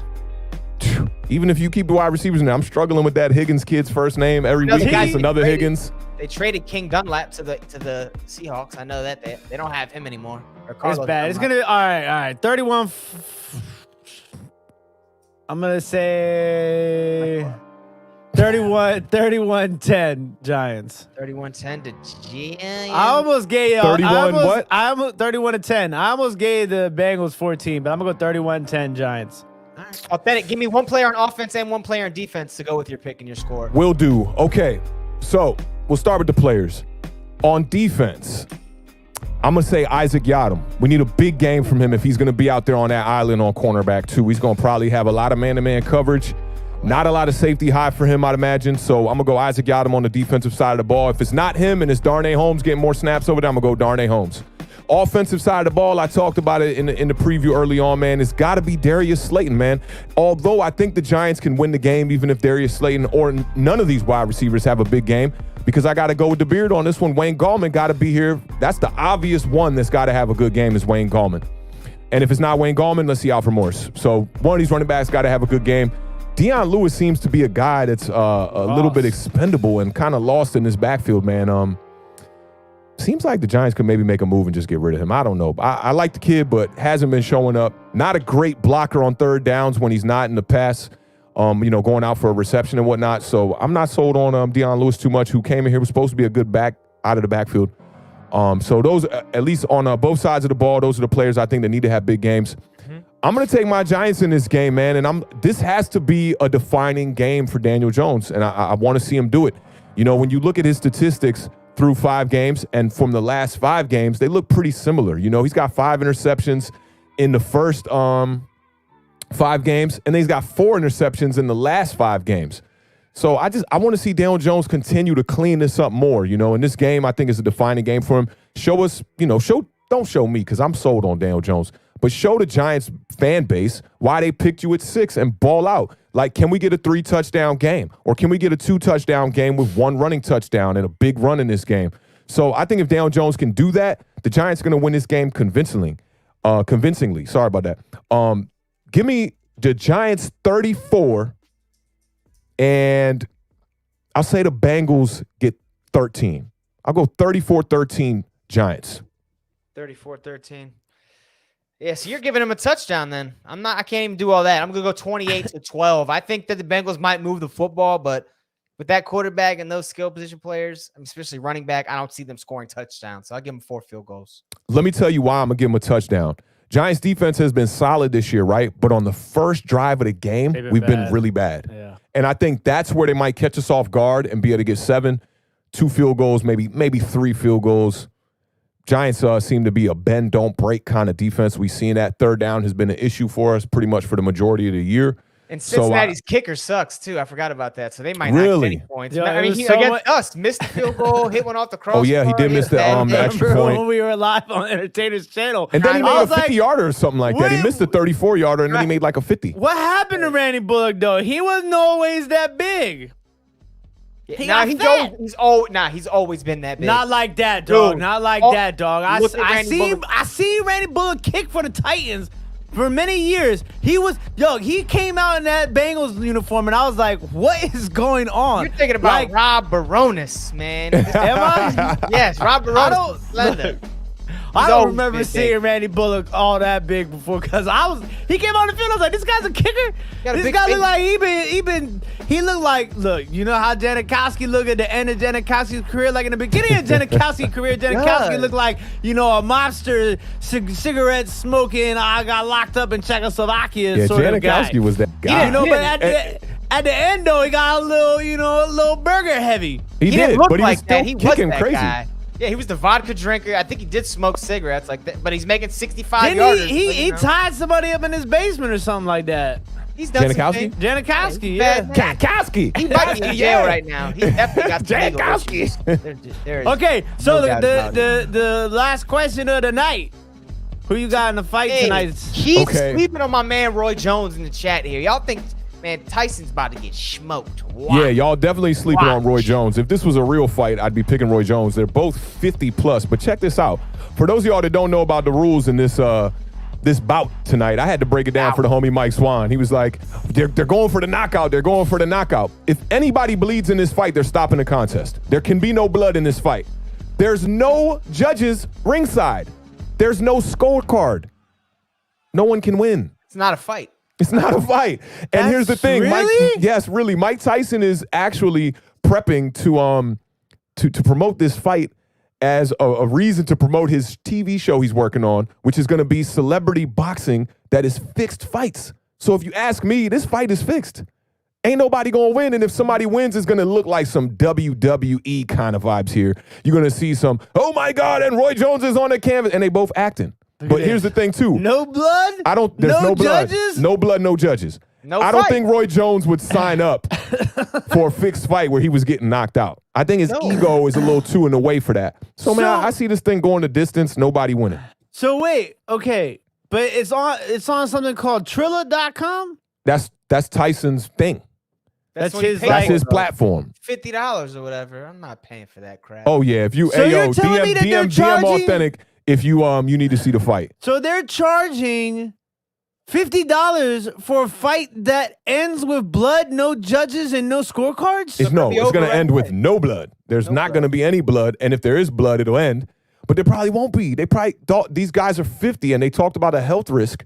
Imagine Roy Jones getting knocked out in that ring at 50+, man. He might die.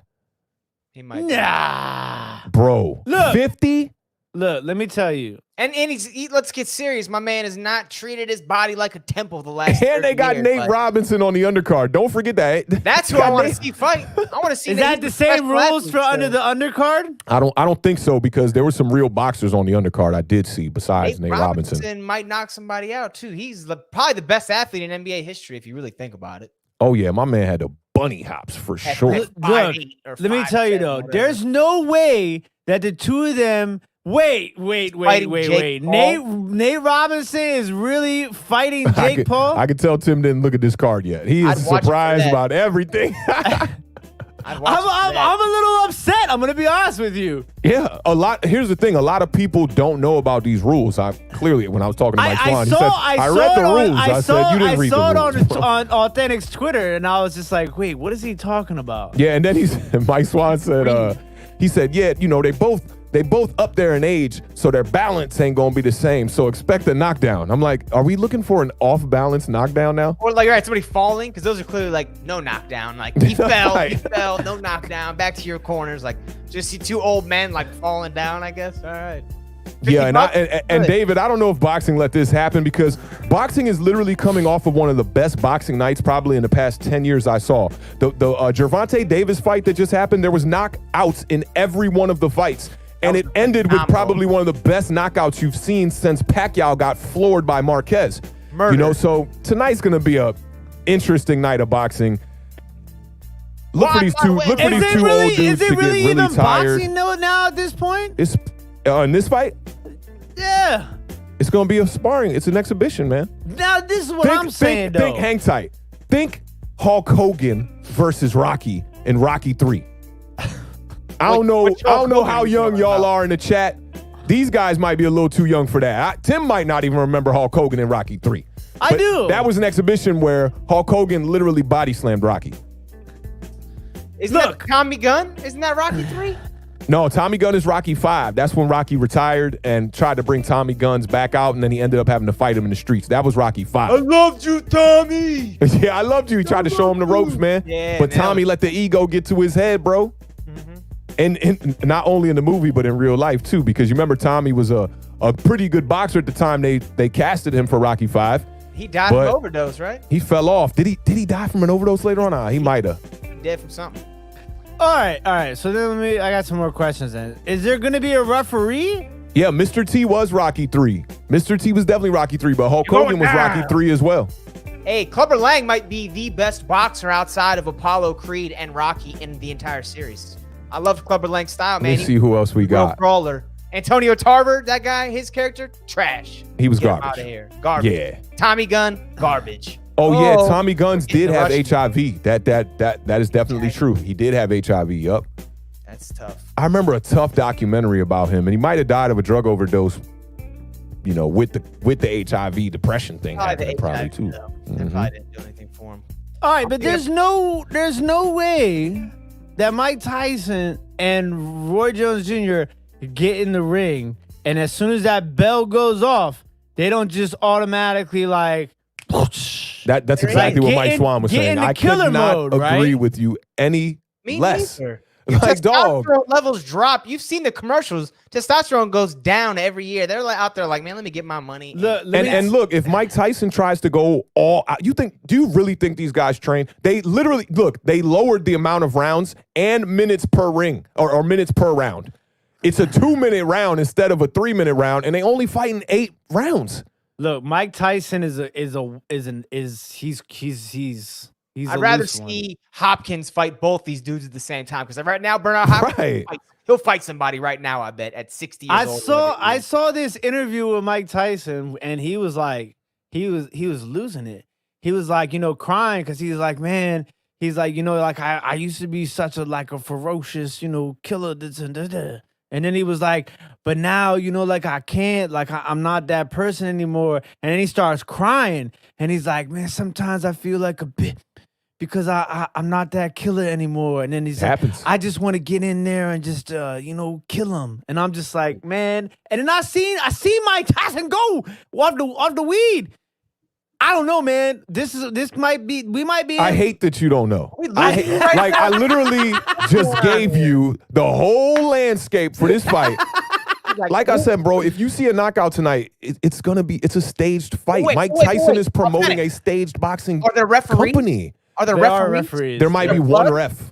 There might be one ref. One ref. Under the beard, not knowing anything. Tyson, 100 pounds. Right. I'd go with Johan on this one and don't waste your money. Well, I'm not gonna buy it, but I'm just saying, like I'm a little bit upset. I wish I would have been more versed on the situation. Errol Spence versus Terrence Crawford. Who's winning right now? If it ever happens. I'm gonna go Bud Crawford. Bud Crawford. All day. Bud Crawford has had his back against the ropes a lot in fights, and he manages to switch styles in the middle of the fight and just completely take over. Do you think Errol Spence is going to take care of Danny Garcia coming up? No problem. Interesting one, because I feel like Errol Spence really ain't been tested. Yeah, I mean, he got tested by that Porsche that threw him out of the driver's seat going 100 miles an hour. Yeah, that was scary. He was like, no broken bones. Didn't he beat Sean Porter? I want to say he might have beat Sean Porter. I might be wrong on that. No, he beat Sean Porter, right? Sean Porter is no slouch. That's his biggest win so far to date. Yeah, Sean Porter, I believe, beat Danny Garcia. So it kind of goes full circle here. Yeah, and Danny Garcia, even in his prime, didn't really impress me too much. He seemed to win a lot of fights when he was losing on the card by knockout. He would win, late knockout, knock somebody out. Definitely a power puncher from Philadelphia for sure. You think it's too soon for what, David? You think Danny Garcia? You think he's got a chance? No, I think it was too soon for the Porsche thing. What do you mean? He won. He said he didn't even break the phone. Flew right out of there. Lil T said a little too soon. I think it's too soon to talk about it. Right. Tracy said, I thought Boomz was reffing. David said, nah, he's playing quarterback in Denver. That's I'll hand that ball off. How much for a game check? Oh, that's good. 600,000. We talked about. Hey, I'll go out there and throw a couple. Man. I'm not throwing any. Can you? I'm not throwing any football. I mean, look, I could probably survive. Awthentik's gonna try to make a play. He'll be like, I'll just be real safe. He's gonna be like, I think I could. And then try to make a play, right, Scott? Hey, I remember in our 2-touch game, Tim was like, I'll play quarterback. Bro, sit your ass we down. talked about this. Sit your but ass look, down. listen, man, like the speed of the NFL, I almost wish I could be back there for just to get an actual like almost like a simulation of how fast it really is, because you watch it on TV and we've played football at certain different levels in our lives, obviously, but can you I just want to know those headsets. I don't know if they had that game yet, but that's the next step for those VR. No, I don't know, what are they called, the ones where you see the game through your headset? Yeah, VR vibes. Yep. Imagine that. That's Oculus. gonna be that next one, quarterback club, where you're sitting back there making the audibles, looking up and down the line. That's gonna be. I was thinking the same thing, man. Like some kind of virtual reality to kind of simulate that. That would be really dope. Tim, you wouldn't make it out of center with them duck feet, bro. That's only. I have to be in shotgun. They'd have to put me in shotgun. Yeah, they'd have to put him in shotgun. This snap's coming faster than anything you've ever caught before. You got to have gloves on. Yeah, no. The snap will be fine. I'll be able to catch the snap one-handed looking at the end. I'm thinking about Awthentik trying to make a running play and get Joe Burrow both legs same time. I thought I had it. I would try to make a play. I would definitely try to make a play. I saw David talking about I'm gonna throw that shoulder out, bruh. I'm very athletic still, yo. Y'all gonna see we gonna have some Awthentik versus the beard vibes. I might be more athletic than I was when I was younger, Scotty. Yeah, I mean, you should see me do the things that I do. We wasn't talking about the beard. Yeah, wait, you guys are getting faster and stronger as you get older? Look, I'll be at the basketball. I can do the basketball. I'm definitely getting faster. I will say that. Because in high school, I was slow. Yeah, I was slow in high. I was probably like a 4.8 40 in high school, but I was short at the same time. So with the length, 4'5" now? I'm like a 4'6". That's awesome. That's fast. Yeah, I'm like a 4'6". I need somebody to and I've raced a couple of homies. Yo, I raced Serge when we was in Miami. Granted, he was coming off a patella injury like a year and a half after that. Man, I smoked Serge. All them big old muscles, I smoked that dude. You got beat in front of my house at the big fight party. And I got beat by an athlete. Who was it? Zach Malone, who I think Zach Malone could probably run like a 4'4", 4'5" too. And you were right there with him because you dogged Mike Martin, right? You did beat Mike Martin? Yeah. And remember, Mike Martin was training to be a boxer during all that. I was sitting on the couch blowing J's, got up and was like, let's go. Can't forget, man. My folks from Haiti, man. It's just in the DNA, cuz. I thought Ethiopians were the ones that won all the marathons. Haitians can run like that too? See, the Ethiopians, they run the marathons. They slow, but they're going to be the first one across the finish line like this, right? No weight on them. Speed. But the Haitians just natural speed, man. You saw your boy Garcon. Yeah, that's right. Pierre Garçon. Shout out to Haiti, man. They got some stuff. Bro. I'm going to holler at him, though. I'm going to see what's up with him. That'll be fire. I still got to reach out to that one homie, too, trying to get him on the show, man. Right. Johan says I was there for that race. Oh, yeah. Johan was there for that race. Yup. A lot of people here for that race. There was like 200 people here for that. And I was in jeans. That Bama Zach was in like some joggers trying to be cool. He had the light pants on. I had the jeans on, bro. I remember that you guys went out there, and I think someone took their shoes off, and they were like, I'm running barefoot. And I was like, this is just There's always one person that does that. Yeah, right. Take Trying their to, shoes off in a trying to race. get an advantage. never a better idea. Somebody said I run a 740. That's about how I'm at, for sure. That's All right, what's let's up. get him out of here. It's just past 9 o'clock. The Beard, you got any final words to say to our folks? Nah, just, shout out to everybody that's watching us on YouTube, Facebook, Twitch, Periscope. We appreciate all the love and the support. Thank you, guys. We are growing, and we are continuing to try and bring you guys bigger and better things every week. I'm super stoked for tomorrow's episode of the Parlay because there's a lot of interesting games, and things are rapidly changing right now as far as the landscape of fantasy football with this many COVID situations that are in play this weekend. So it's going to be a lot of interesting late minute lineup changes. So make sure you guys are tuned in tomorrow morning at 11 o'clock a.m. Eastern Standard Time for the Parlay. And yeah, I hope the Giants win, man. Do you? Man, you don't need the Giants to win. Come on, bro. It's good. It's good for business. It's good for business, but come on, you got to be a fan, bro. Because you're I'm not gonna tell gonna you do it straight up, commentary. next week when y'all play them Steelers, I ain't rooting for y'all. Only reason I was rooting for y'all this week was because y'all was playing Dallas and we had to get them up out of here. I didn't say I'm rooting for y'all. You say you hope we get a win. Yeah, I picked y'all to win.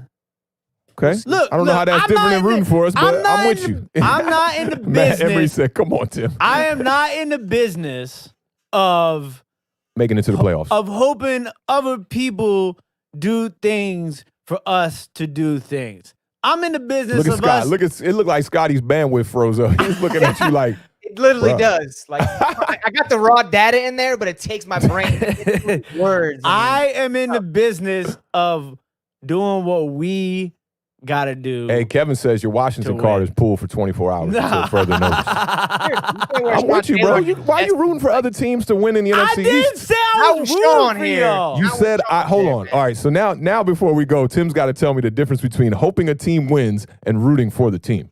If I was rooting for a team, that means that I'm sitting on the couch like, go Giants!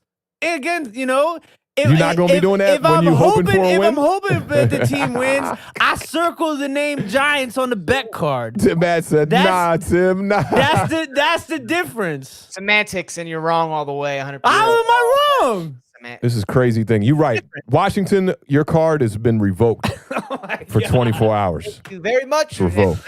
You're Good gonna thing have y'all don't to- got a game not tomorrow. 24 hours. We're going to do 12 So hours. let's see, tomorrow because at 9:07 a.m. p.m., We're going to do 12 hours because I got to do No. the parlay tomorrow morning. 24 hours has been revoked. Y'all don't have a Don't game. wear It's all your good. Washington gear, right? Come in some baloney.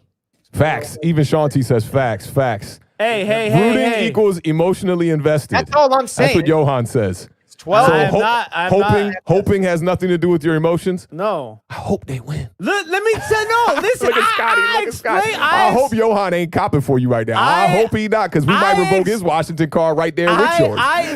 Y'all lucky y'all don't got a Boomz game doesn't this even Sunday. pick us to win every week. Oh, his card been revoked for more than 24 hours. Whoa. I sit in the middle here. I have to provide a completely unbiased point of view. Everybody knows where my heart is. I gotta be neutral, right? I hope. I am a Washington fan. They always say, who's the middle guy? The middle guy's Washington. Poor Beard. He said poor Beard. No, that's funny. no. I thought that too for a second, the way he had a couple of That Sean Taylor shirt is about to burst into flames. That's going to fly away. The little angel's going to be like, peace, I'm out of Yeah, here. dog, the wings fly away with the number, leave you with a halo, right? We need to put them wings on you, bro. Oh, this is terrible. I can't believe you said that. All right. Authentic, want- man. Go ahead. Send them off. Give them some words for the pregame. Yeah, man. So Giants Nation, tomorrow I'm gonna be on the Hubs channel. You guys are more than welcome to tap in on the stream, guys, too, man. If y'all, I don't know about the Beard after that Washington statement, but he is rooting for us. I'm not rooting. But he is rooting I'm not for us. rooting. I said I just hope y'all Marjorie win. said I slipped you the blue pill. It's good for business. I slipped him the blue pill. He was one of them dudes that wasn't the one before Neo. He was one of them all them other bums they tried out and were like, nah, he ain't the one. Can't slip him the blue pill. Sorry, Morpheus. But yeah, definitely check us out on the Hubs channel, man. I'm encourage these guys to join the play-by-play and reaction If I'm as well. good to go, I'm there. I'm there. And Entertainer's gonna be doing his play-by-play as well too. So I might have my coach's headset on, listening to them as well. Giants Nation, man, we need y'all to show up big tomorrow, man. We need a victory. We need all the rooting we can get. So we'll take the beard over here on our side. I'm gonna cheer for the Bengals. You could do that too, bro. You know, you could switch it up, but I know where your heart lies.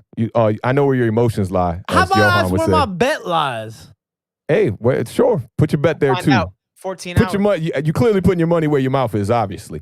But definitely, man. Just got to shout out everybody in the chat. Again, we had like over 60, 70 people in here today, man. The number's been increasing. This is love, bro. I never thought in a million years we'd be talking about sports like we did on your couch, Scotty, back in the day, on air, and people actually tuning in, man. So we appreciate y'all pulling up. Shout out my homie Kid Blue in the building one time. Yo, funny thing, man. I actually commented on one of his YouTube comments 2 days ago and thought it was Bad Dog's channel. And I was like, man, you do a great job, Bad Dog. Somebody came in the comments and was like, wrong channel. I was like, same team. So shout out to the homie Kid Blue who does the Young Guns podcast with the boy, the Hub, weekly, man. Make sure y'all check him out and subscribe to him if you haven't. Man, yo, just continue to spread love out here, man. That's what we're trying to do. Everybody welcome over here.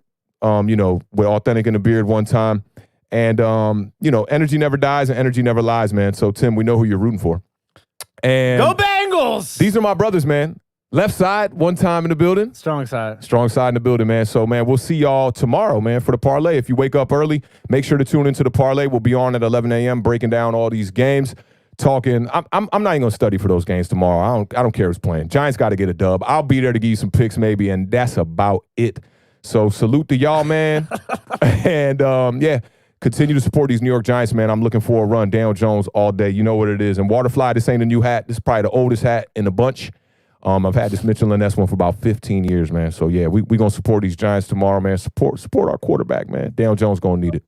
All right. Well, you guys heard it here, man. There's only one NFC East game tomorrow. So even if you're not rooting for the Giants like the Beard and Awthentik are, you still tune in and pay attention because then we're going to talk about it next week when we recap the game. Hope you guys have a beautiful evening. Thanks for tuning in. We'll see you in about 14 hours for the parlay. Grab your beer, grab your coffee, grab a seat. We're going to go through all the games at 11 a.m. Have a beautiful night. Thanks again for tuning in. Best division in. Let's go, Giants!